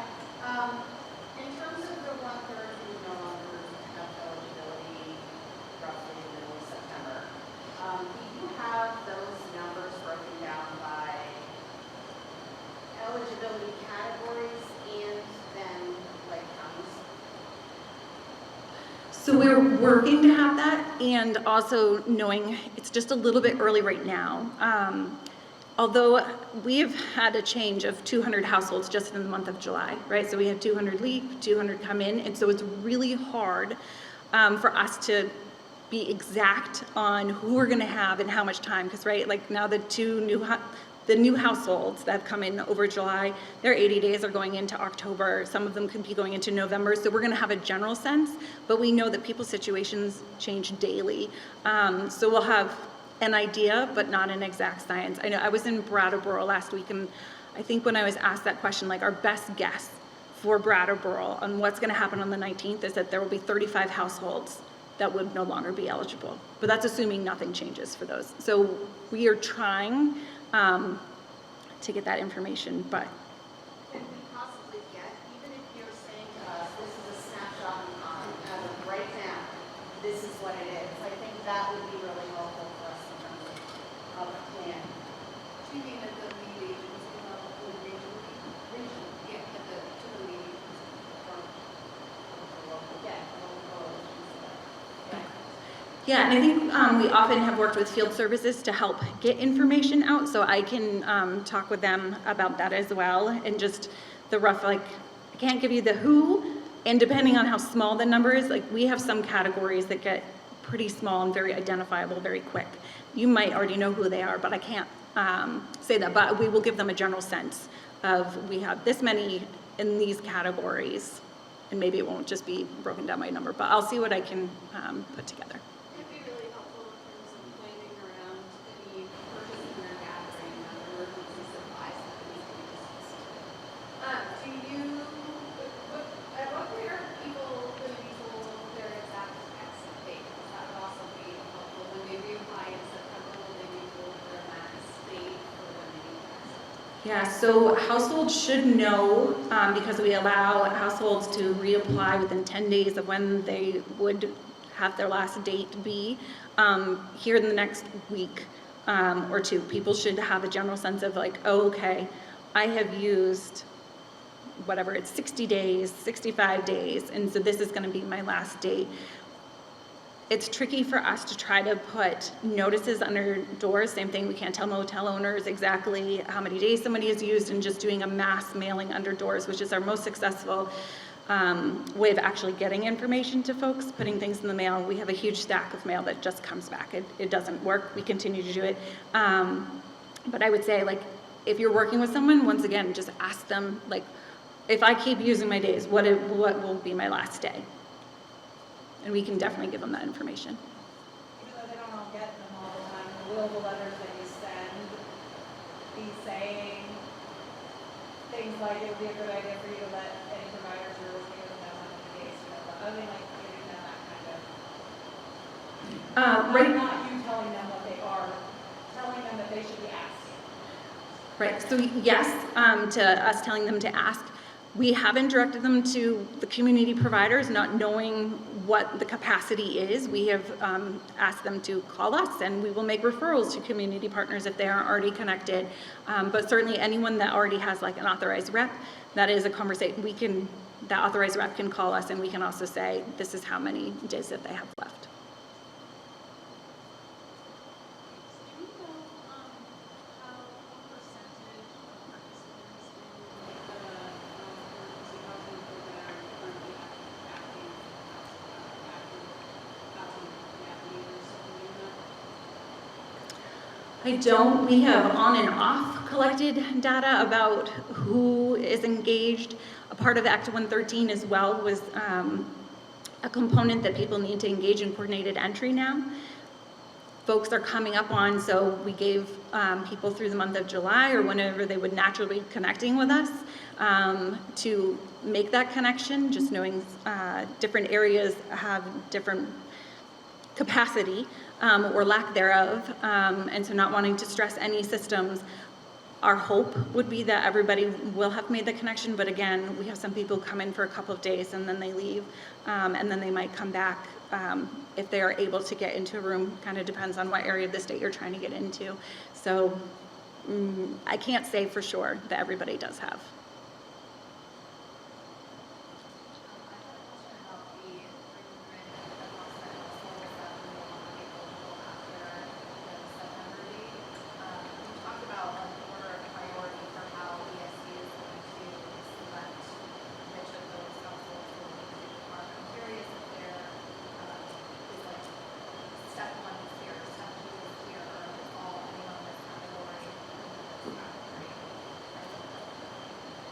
So you're asking just to make sure that prioritization and what we're going to do, and it really becomes a September 15th to September 19th, and then there should be more capacity, because I will say we also have a number of households who have not had any opportunity to access the GA program.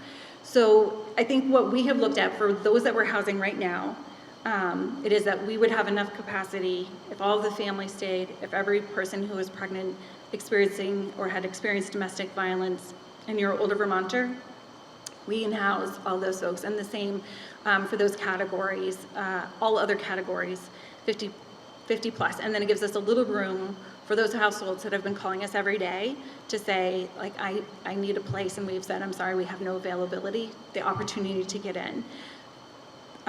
One of the ways that we're proposing to do this is to just have different hours that people can call us. So we're prioritizing the most vulnerable getting in, and then opening it up to anyone else that might still want to have access. And there will be a policy, I think it's coming out tomorrow. We want to share this so that people understand it, and it is just going to be a policy that has to go into place when we're within 90% of our capacity, and then we anticipate that that will drop off. We'll have room, and then we won't need that policy again until we get closer to winter.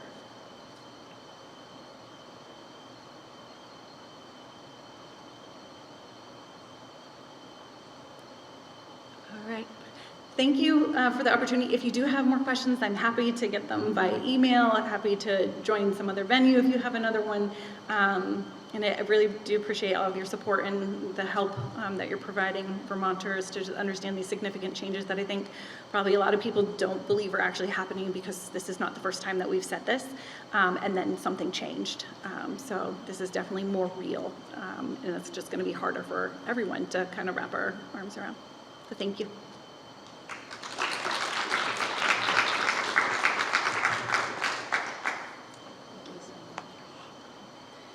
Thank you so much to Miranda for being here with us today. And we'll get started on lunch, which is over here. You guys can grab whatever you want. And then during lunch, is a time we're having conversations across local coalitions. So you can discuss with whoever you're already sitting with your experience at your local coalitions, and we'll be handing out we've got papers that have questions on them and discussion prompts, and we'll have them up here as well. And all right, lunchtime. Thanks all. And now we are going to keep moving forward with our agenda. So we're going to be hearing from Adnan Duracek, nice, from the Vermont Department of Health. All right, Adnan, take it away.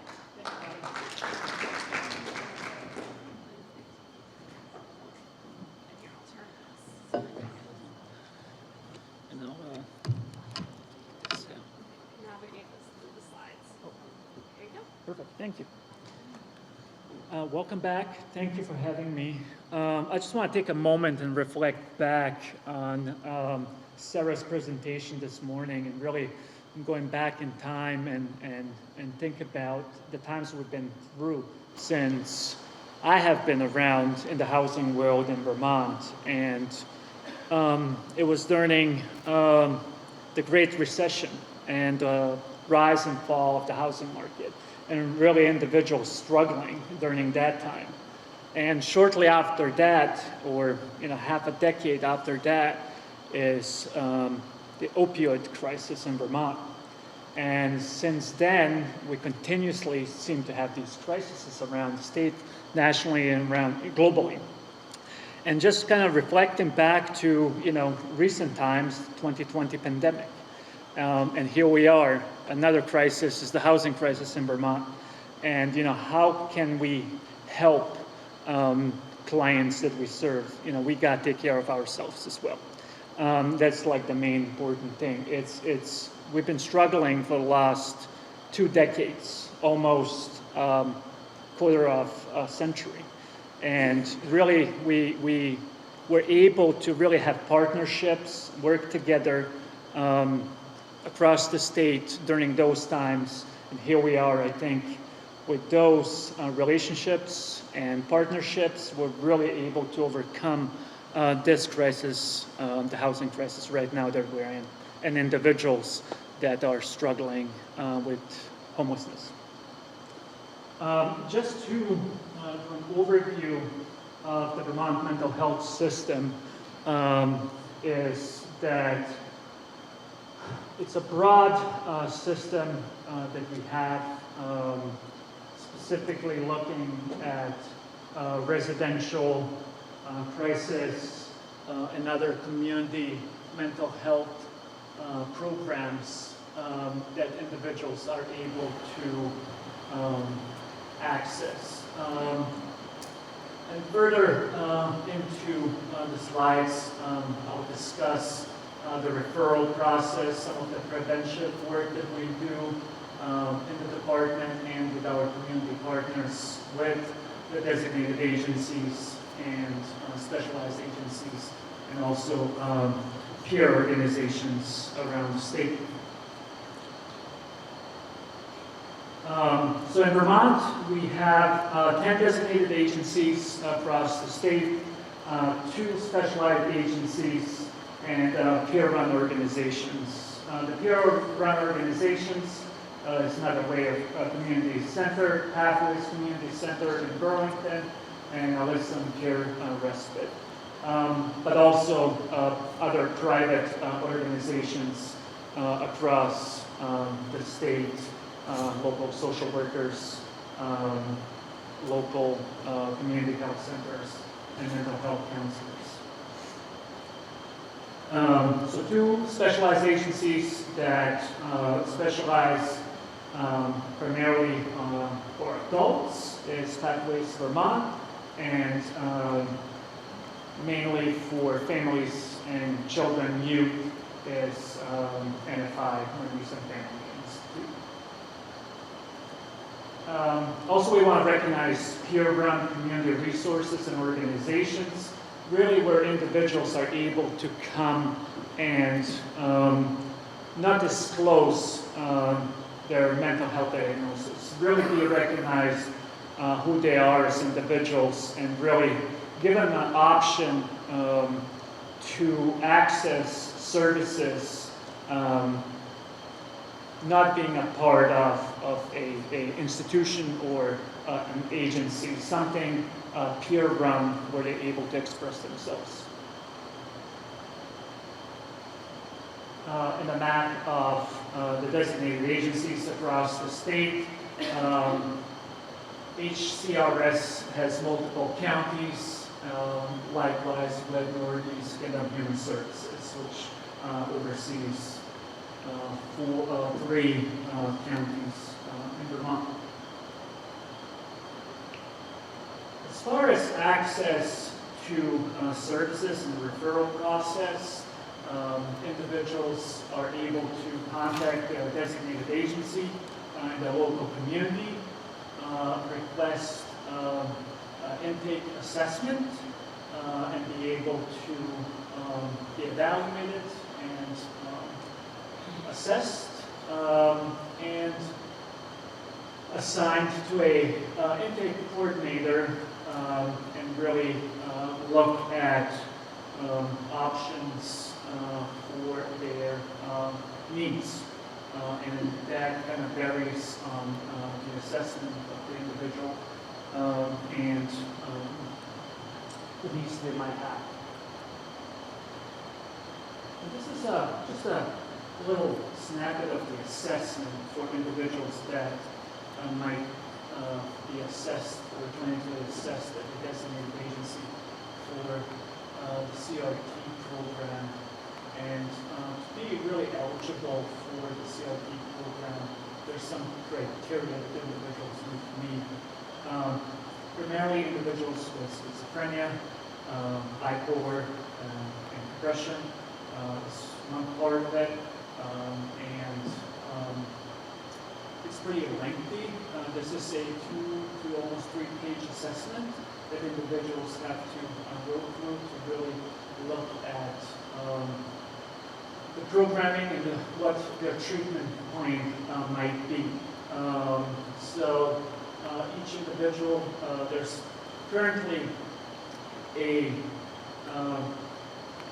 modernization of the CRT program, really looking at a Medicaid waiver that the state was issued and how the CRT program is going to be, how it's going to look in the future. So traditionally, the CRT program might look different in the upcoming months or next year in 2025. So that work is currently happening. At early stages, I think we're having conversations with community partners and individuals that are assisting the state at really designing the concept. So it might be a little different than it used to be, still at early stages, but I think once we come closer to the program redesign, we'll be able to share more information. But definitely individuals will be able to get a menu of options that they have been receiving throughout the years. Adult services, so individuals that are assessed and, this is hard to see. Individuals that are assessed and really, they might not qualify for every single support, but this is kind of the menu of options that individuals can receive in the community by our partners, the designated agencies in the community. Community supports, individualized family and group therapy, emergency care, and crisis stabilization. That's mainly for individuals that come through our adult program, but individuals in the community rehabilitation and treatment and services, CRT, also have a different, more lean towards housing options, which is housing and home supports. We have housing support fund. So individual clients that are in the CRT program are able to access housing support funds. And what that support fund does is assist individuals when really the whole system of care is not able to help them, or they really are not able to access for whichever reasons based on their barriers.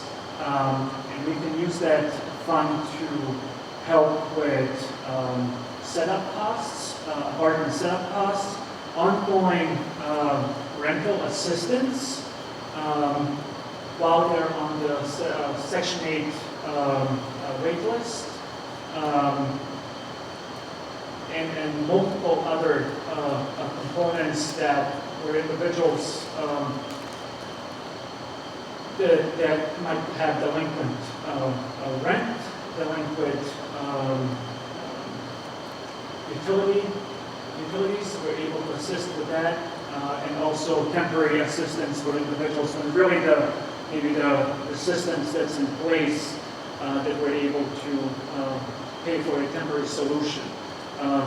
Maybe a hotel motel for a short time, or staying with somebody else in a different setting for a specific duration.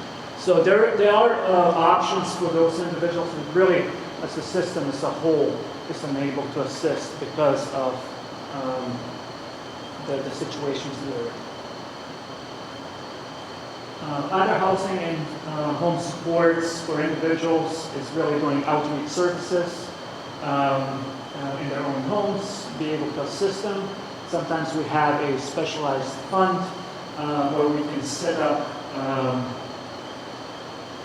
a 24-hour assistance through video conferencing, where individuals are able to be observed in their home, and that requires a special fund, or living situations where we can pay somebody to be in the home and assisting the individuals with their daily living.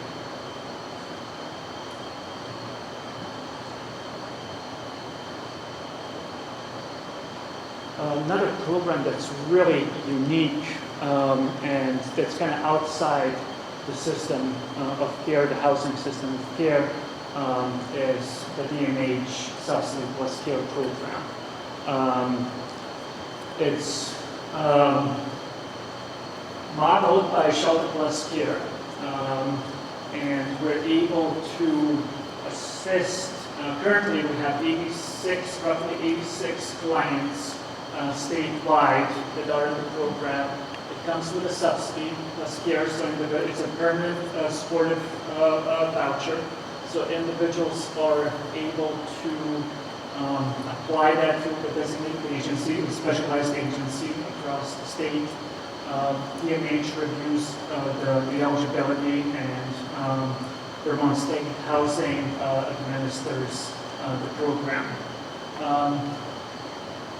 It has been really successful in the recent years. We definitely are evaluating the program and trying to have more people access. As far as the eligibility for that program is individuals with acute level of need across the state that are hospitalized or in the process of hospitalization, and really trying to prevent that. Really trying to prevent individuals being hospitalized if we're able to prevent that with a subsidy and for them to live in the community. And mostly that's supported by Pathways Vermont and designated agencies.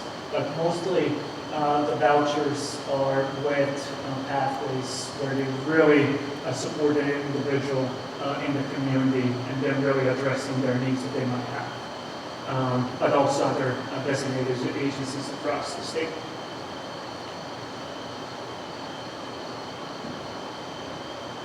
And I think I touched base a little bit about the DMH Housing Support Fund.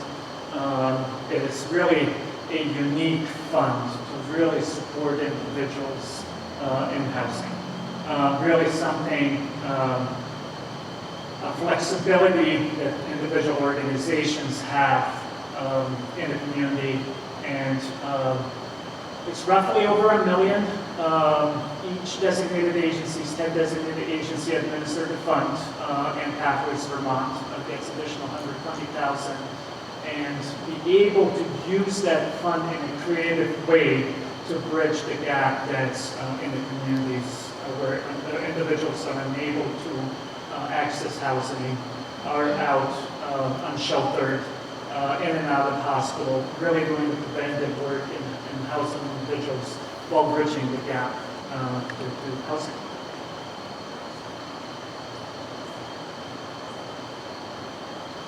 And another program that we have is the SAMHSA PATH project for assistance in transition from homelessness outreach program. Is each year the state receives the small state funding from SAMHSA. It's roughly $300,000. There has not been an increase in the last 2 decades that we're trying to. We were hoping. What SAMHSA has advised us based on the state's unsheltered numbers and the PIT count, we were looking for a potential increase. But those funds went initially to the larger state first and then spread out to the smaller states across the nation. So we did receive the notice the other week that we received another $300,000, and we sub-grant those funds to 6 organizations in the community that provide outreach. And that's primarily for individuals that are unsheltered and have mental illness. And I think that's for me. Thank you very much. Yeah, I'll take any questions.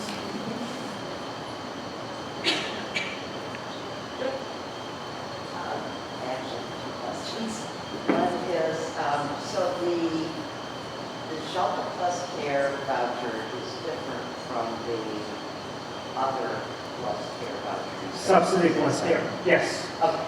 And the second question is, under authorized agencies and the monies they have available for CRT folks. For example, I'm from Bennington, so the United Council in Bennington. Is that money, how do I mean, there are people on our section of waiting list that are CRT clients that I know need that money while they're waiting to find housing. Do we contact the agency or the state, or who do we contact about that? I would contact the agency directly because they're aware of who is receiving the funding and if there's availability. For subsidy, we definitely want to transition folks to have a permanent subsidy and then assist other clients that might have a similar need. Yeah. Yes? I had a question about the DMH Housing Support Fund. Could that support CRT clients with emergency housing? Yes. So it supports individuals, whatever the need might be. So they are able to utilize, yes, in emergency cases for hotel, motel, other living situations, startup costs, ongoing rent, temporary rent. So there would be access to the designated agencies. Yes, they can. Yes. So, I just would request that, specific to that funding, I've sat on my local paper team for like 15 years, and I didn't really know that we had that. And I've seen other people not. So especially as we're going to be seeing stuff like that, people maxing out their 8 days and trying to pull in pieces of attention now, or with the reduction in the top funding, I am happy to call my PA tomorrow and try to figure out more about that. But it sounds like that particular piece, it would be nice to have somebody planting a seed at the DMH level with the DAs to receive that, that with receiving that funding comes a responsibility or an expectation of collaboration at the community level. I would just love that. With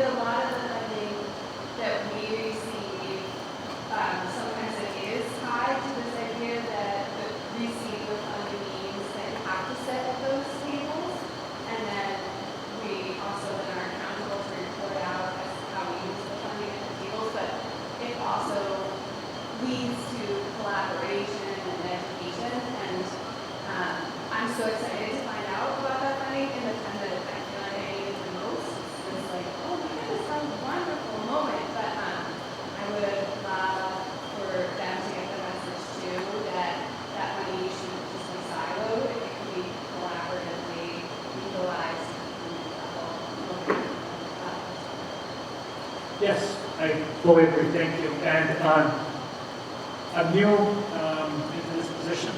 I've been here now for 7 months, 8 months. And I think, yes, I think more partnerships we have, more we work together and really not siloing things and being able to be transparent and really trying to help individuals that are in the community is what we want to bring definitely. And I think being open, being at the table, myself, including some of our partners, and really working together, moving this and trying to resolve this crisis.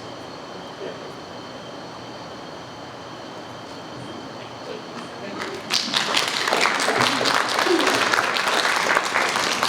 Thank you so much, Anna. We really appreciate it. So next we're going to be hearing from Jay Basilier. Did I pronounce that? Nice. Public Health Workforce Director at Vermont Department of Health. And look at your slides. There we go. Perfect. All right. Thank you. Thank you all so much for having me today. My name's Jay. I'm with the Vermont Department of Health, and I am here today to talk to you a little bit about how we might infuse some principles from equity work into your work in housing. So I feel very excited about being able to talk to this group because in public health, we are sort of charged with the mission of making sure that everyone, in our case in Vermont, has the kind of the full chance to achieve their optimal health, whatever that looks like for them. And for me and for a lot of my colleagues, this really starts with housing, right? We cannot even begin to have a conversation about optimizing someone's health if they're struggling with meeting their basic needs. I know I'm preaching to the choir here, but it's a really kind of critical aspect of thinking about how we support the whole person. And so I was also really excited to see that in your most recent, is it called a PIT count? Is that the right? Okay. In your most recent PIT count that you called out the fact that there's a really significant racial disparity in Vermont around who does and doesn't have access to housing and who is experiencing homelessness at any point in time. I also noted that you were like, hey, we should probably think about some of the structural causes of that and what's going on. And so what I want to do today is just sort of introduce a conversation and some thoughts I have about what it might look like to introduce that kind of structural analysis moving forward. And for me, sorry, is my audio okay? Okay. Yeah, I am not great at holding microphones. I never know how close. Oh, okay, sorry.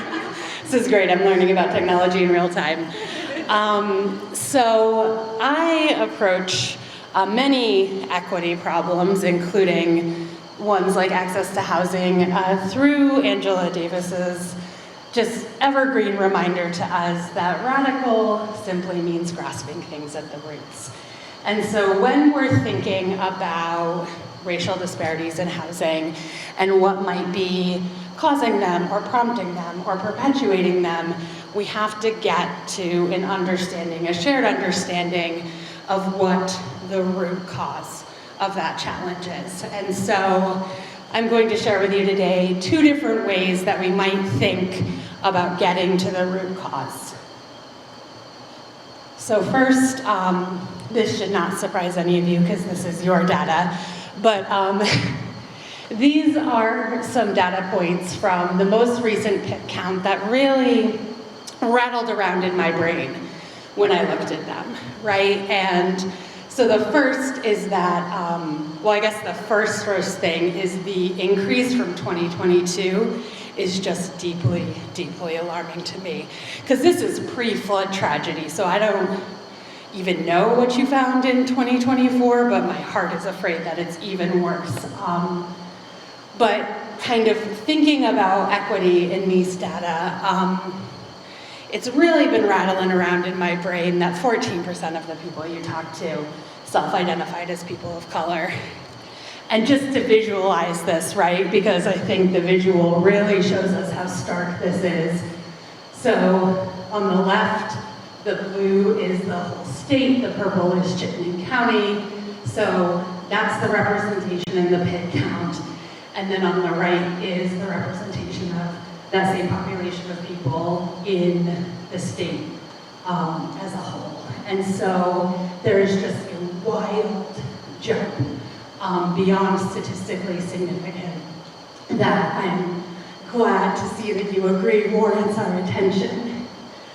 So as I was looking at this, I was feeling really curious about how it might relate to some of the other data points you have, right? So 6% of people shared that they were fleeing a domestic or sexual violence situation. 21% self-identified as having a severe mental illness. 7% self-identified as struggling with substance use or addiction. I'm feeling really curious what happens to these data points if we look at them together. So, what percent of the people who self-identified as having a severe mental illness are also people of color? What percent of the people who shared that they were survivors of or fleeing a domestic or sexual violence situation are also people of color? My suspicion is that this same racial disparity probably filters out into some of these other categories as well. But if your data allows that, I think it could be really cool. Cool is not the right word. Illuminating, helpful, to kind of look at that sort of paired analysis and think about if this, this racial disparity that we're seeing is impacted by any of these other factors. Because if it is, that gives us really good information about where we might start targeting our efforts to reducing it. So if we see that there is the same kind of racial gap in the percentage of people who have self-identified as struggling with mental illness, then maybe we partner with our friends at DMH to think about some really targeted interventions in those communities, right? There are ways that we can kind of correlate the information we have to give us a different kind of picture about what's going on.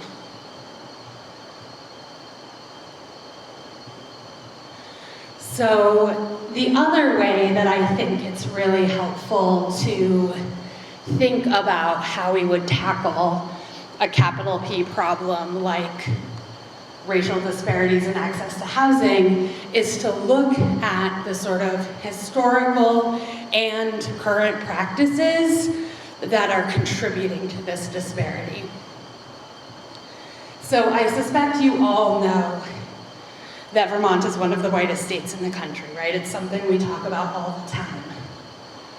What we talk about a lot less is that that is by design, right? So as early as the 18th century, Vermont was intentionally recruiting laborers and bringing people to the state who were from white ethnicities, right? So we were explicitly recruiting French Canadian and Irish folk to work in the mills.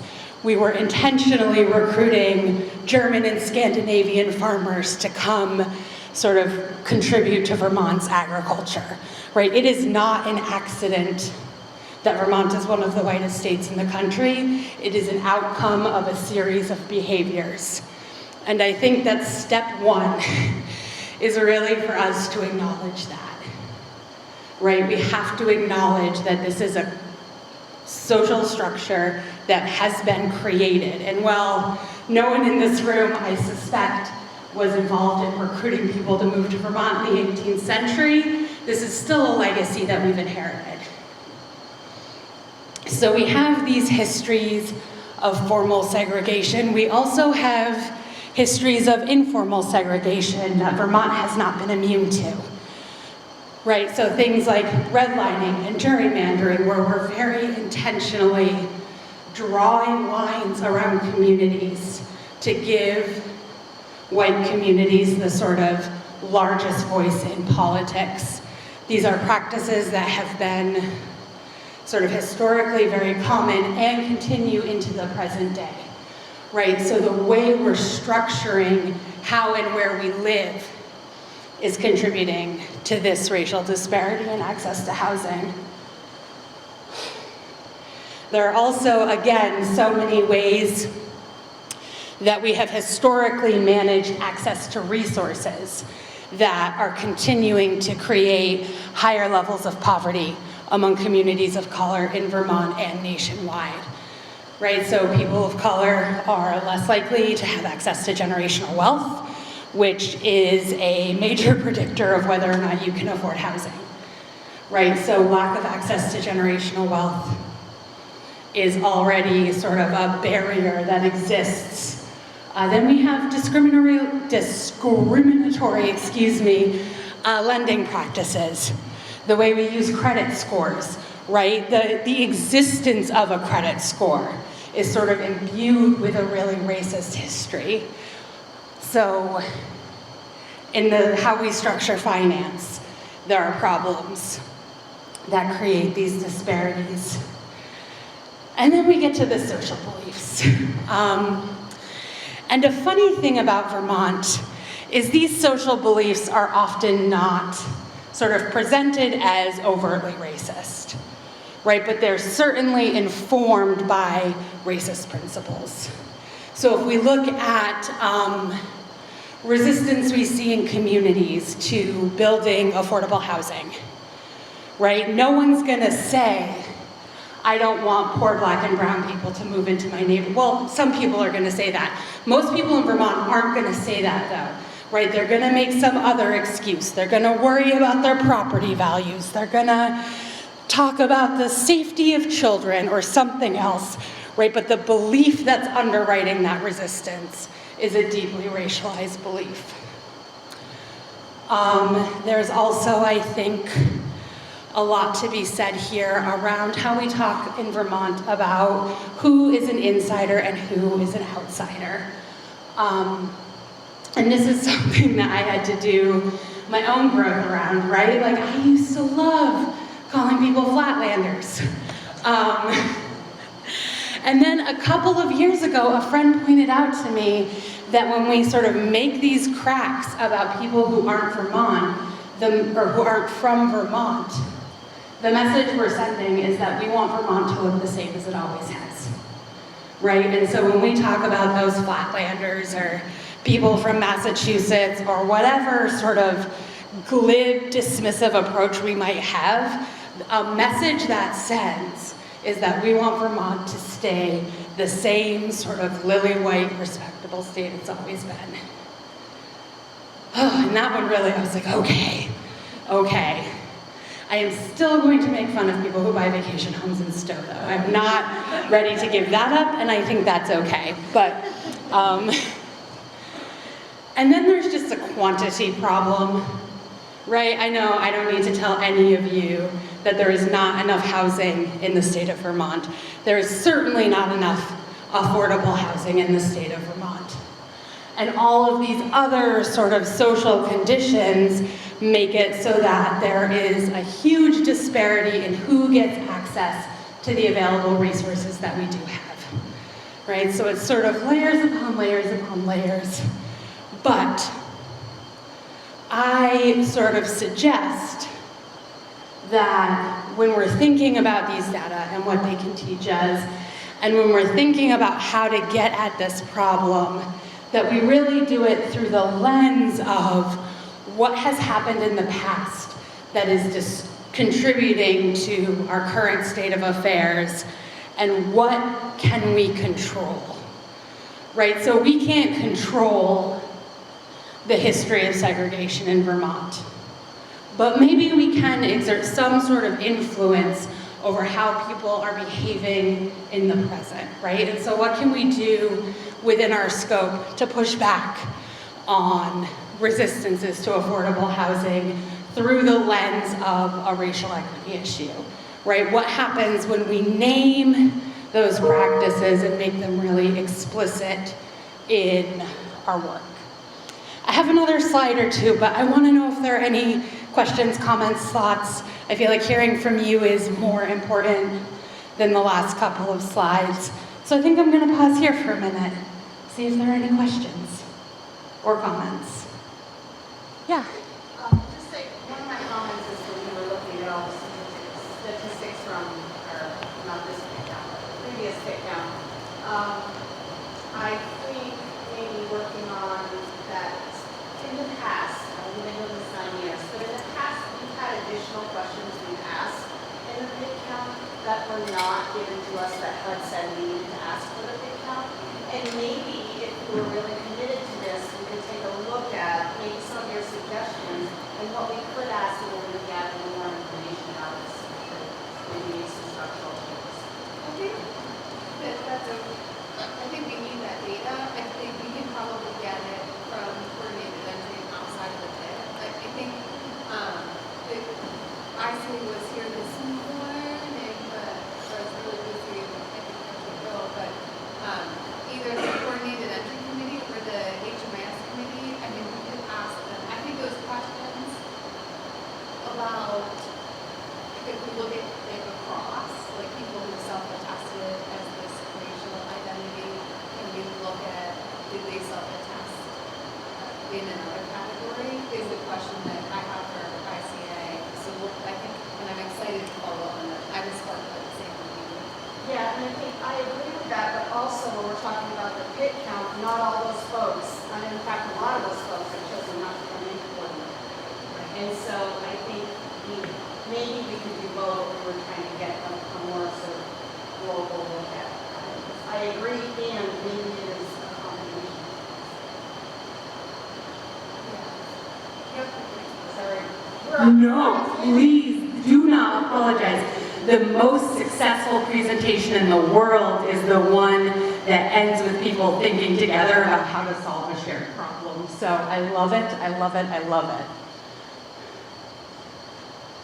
I just have a comment. I was telling Lee, I participated in a presentation at the Opportunity Conference a couple months back about a book called Radical Together. And our presenter shared that of all the places that she's presented and experienced, Vermont is probably the most racist state because a lot of folks here will be impacted. Like they don't name that they have these underlying beliefs, whereas people in the city, people will just be open and say like, this is who I am, I'm good with this.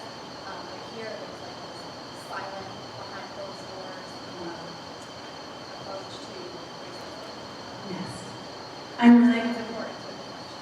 I'm really glad you did that, thank you. There are really unique challenges to talking about racial disparities and racism in Vermont because of the way we have built a shared culture around not saying the hard thing out loud, right? So people are able to tell themselves that they're not racist, not benefiting from systems of white supremacy because, you know, there are fewer people, certainly it exists, but there are fewer people like saying overtly racist things directly to people of color, right? There's a very different, much more insidious kind of racism that exists in Vermont. Thank you. To that point,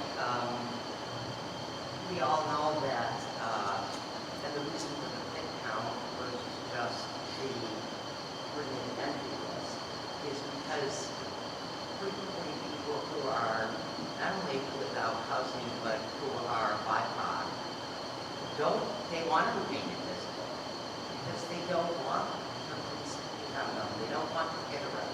Like Broad River, you all know what I'm talking about.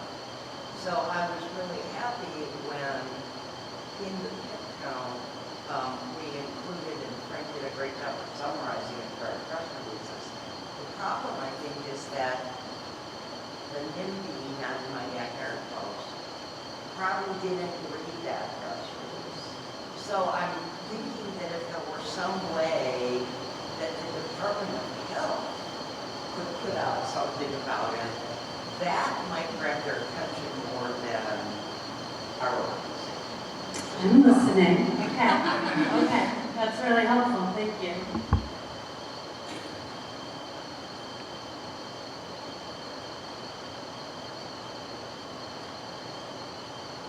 All right, well, I know that was a really sort of light speed, high level overview, but, oh, I don't know. There's supposed to be more words on this slide. My apologies. Supposed to be like, thank you, let's keep in touch. But seriously, would be happy to be a thought partner in thinking this through at any point. Thank you for having me, and thank you for everything you do for your communities, truly.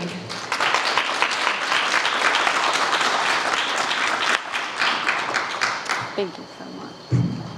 Here, I can say it. Thank you so much, Jay. That was very informative and I think an awesome start for work that we hope to continue in the balance of state. And so finally, we're going to hear from folks at Springfield Supported Housing. Lee, you know, Lee, I've never said your last name. Trapani or Trapini? Trapini. The ED, Tara Chase, Operations Director, and Candace Nye, Coordinated Entry Case Manager. I talk with my hands, so I can't have it in my hands. Sorry. We have no slides. We're going old school. I've got paper and pen here. I'm just trying to make sure that we talk about a success. That's what we're trying to talk about.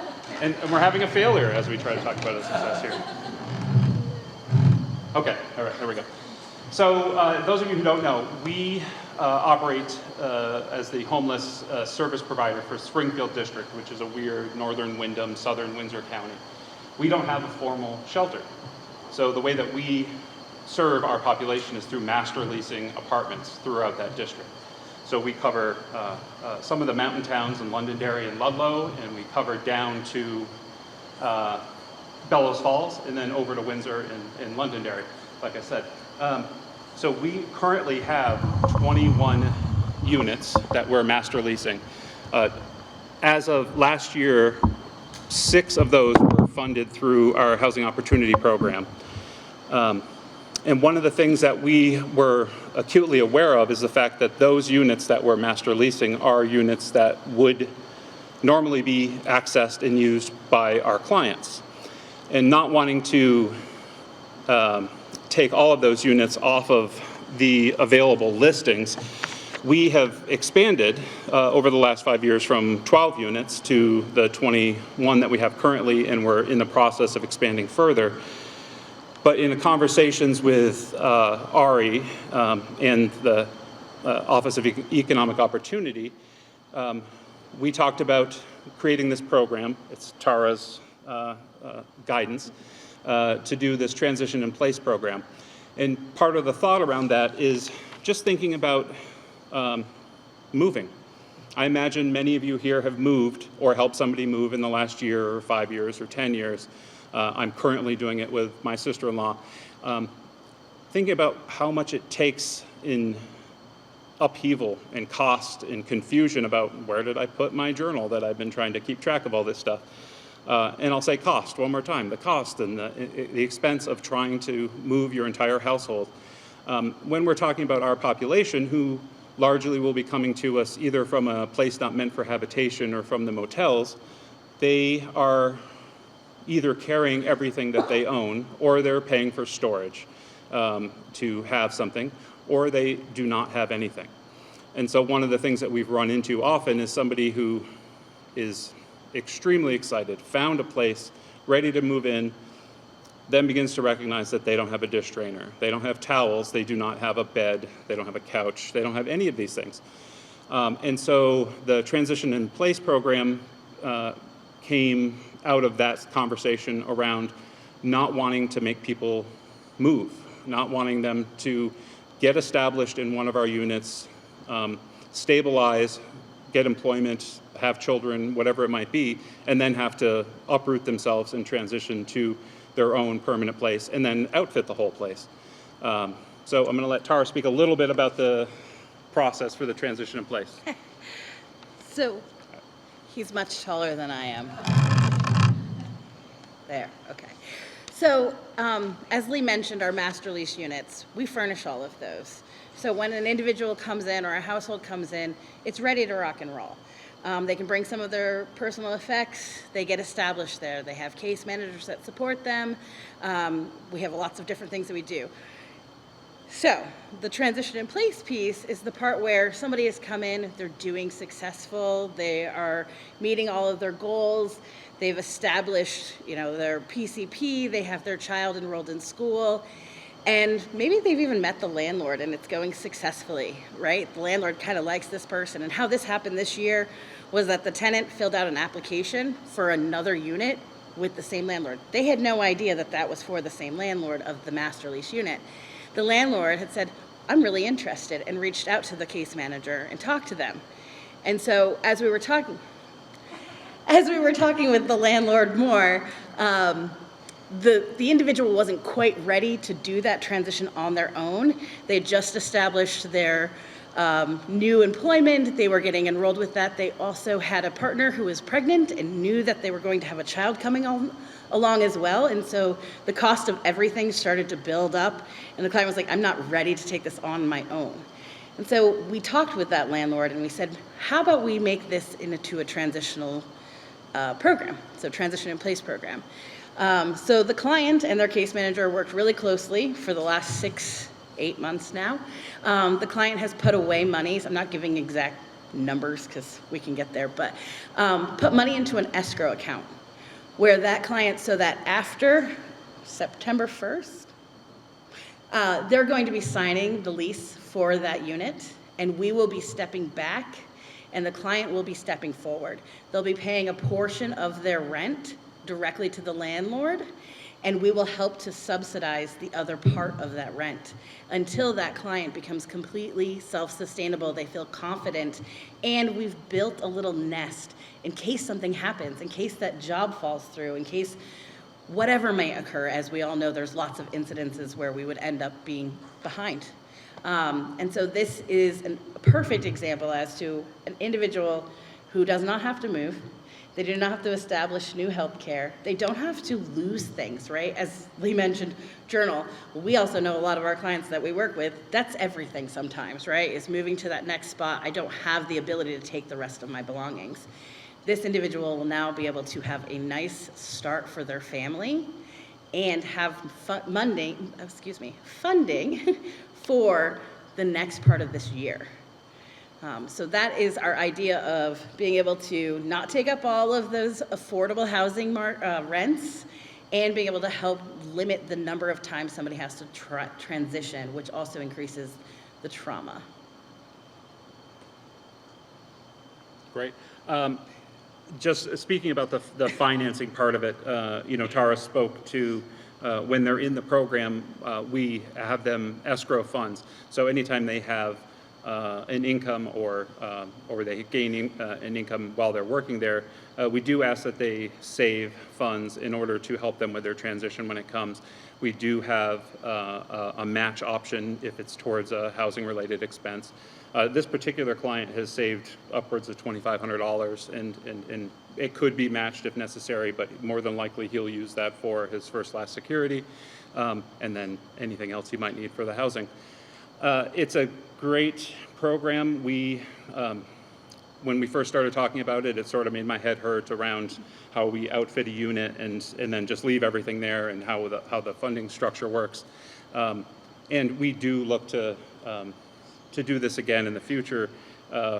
We have been lucky with the clients, this particular client, because I don't think it would have been entirely successful with every client we work with. And it also has a lot to do with our relationship with the landlord. So we do have a landlord liaison in our district. The reason that this landlord is so receptive, I think, is partly because of their relationship. She now, I think we master lease about 5 units from her, and she is always happy to let us bring clients in, and very open to us working with people who are maybe a little harder to house. Any questions about the program? I know it's the end of the day, but yeah. How are you funding an ongoing subsidy once they transition to So it was a part of the original grant. So this was actually not part of our FY24 grant, but it was a little one-time funding that came in January. So it's just being carried over from that. Yeah. What was the biggest challenge?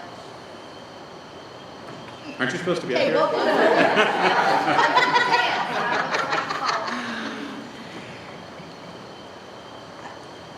Honestly, this client really did make things really easy. Yeah. Sorry. I wouldn't say that there was much of a challenge this time, we were fortunate. I think having the right match with the landlord and the client and a case manager that helps support that entire relationship has been able to keep that in movement. And at that time, by the way, that landlord who we had a master lease with for the transition in place, it was their first year. Yeah. And we only had 1 unit, 2 units at that time. We ended up having 3, and now we've added 2 more to that. So a large portion also goes, as Lee mentioned, our landlord liaison has helped with that, but we also make sure to have regular communication with our master lease landlords. We have a master lease brunch where we just say, come and talk to us. We're there. So being available regularly for our landlords and helping to ensure that they feel confident about our program, even if they're not always sure about the clients, they are willing to follow us because we have been demonstrating a successful agency and program for several years now. Any other questions?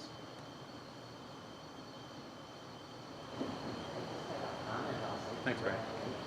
Thank you. Thank you. Thank you. Can we just highlight that, so we did this with one-time funds for HOP. Yeah, it was a one-time funding. One-time funding through HOP. One time. Yeah.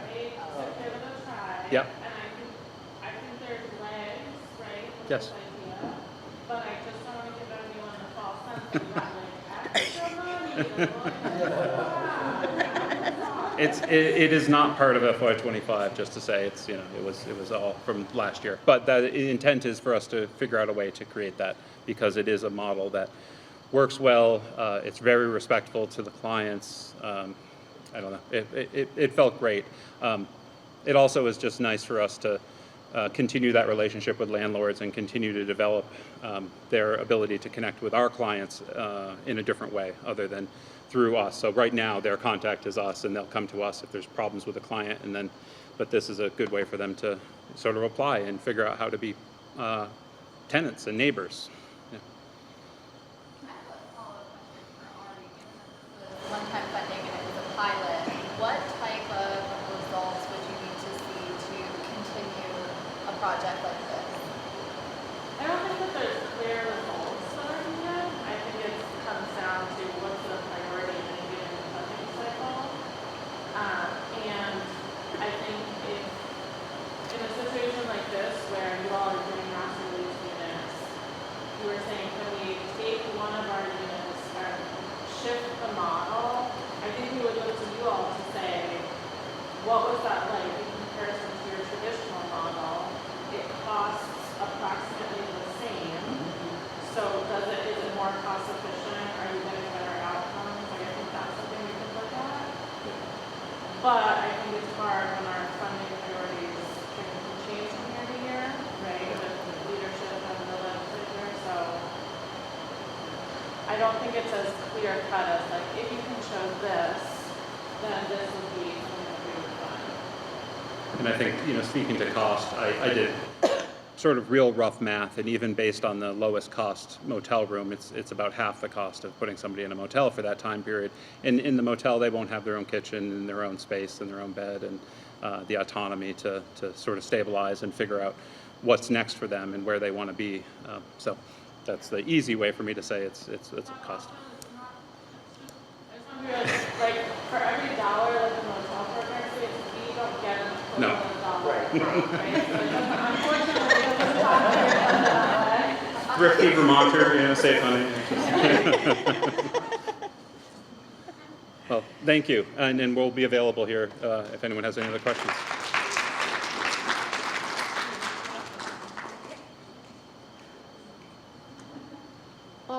right. So thanks, everybody. I just want to let you know that we do have this room until 3. It's 2. It's the end of our agenda for the day, but we left an hour for people just to hang out because you drove all this way and catch up with each other. There is extra food on that table, and they brought us to-go containers, which I set out next to the sandwiches. So you all can take some, and then you won't have to worry about lunch tomorrow or dinner tonight, like either way. So please take that to go. A couple of important upcoming dates. We are meeting in Waterbury on September 9th for the lead agency and assessment partners for coordinated entry for our annual coordinated entry training. We're going to be reviewing the changes to the coordinated entry assessment, and so hopefully you all have that. I think a save the date went out. And then also on the 26th of September, there's a save the date out for the HHAB Housing and Homelessness Alliance of Vermont. It's a Monday membership meeting, which will be somewhere in central Vermont. More info to come. And I think we all need to give Molly a round of applause for putting this day together for us. And a round of applause for all of you all for coming. Thank you.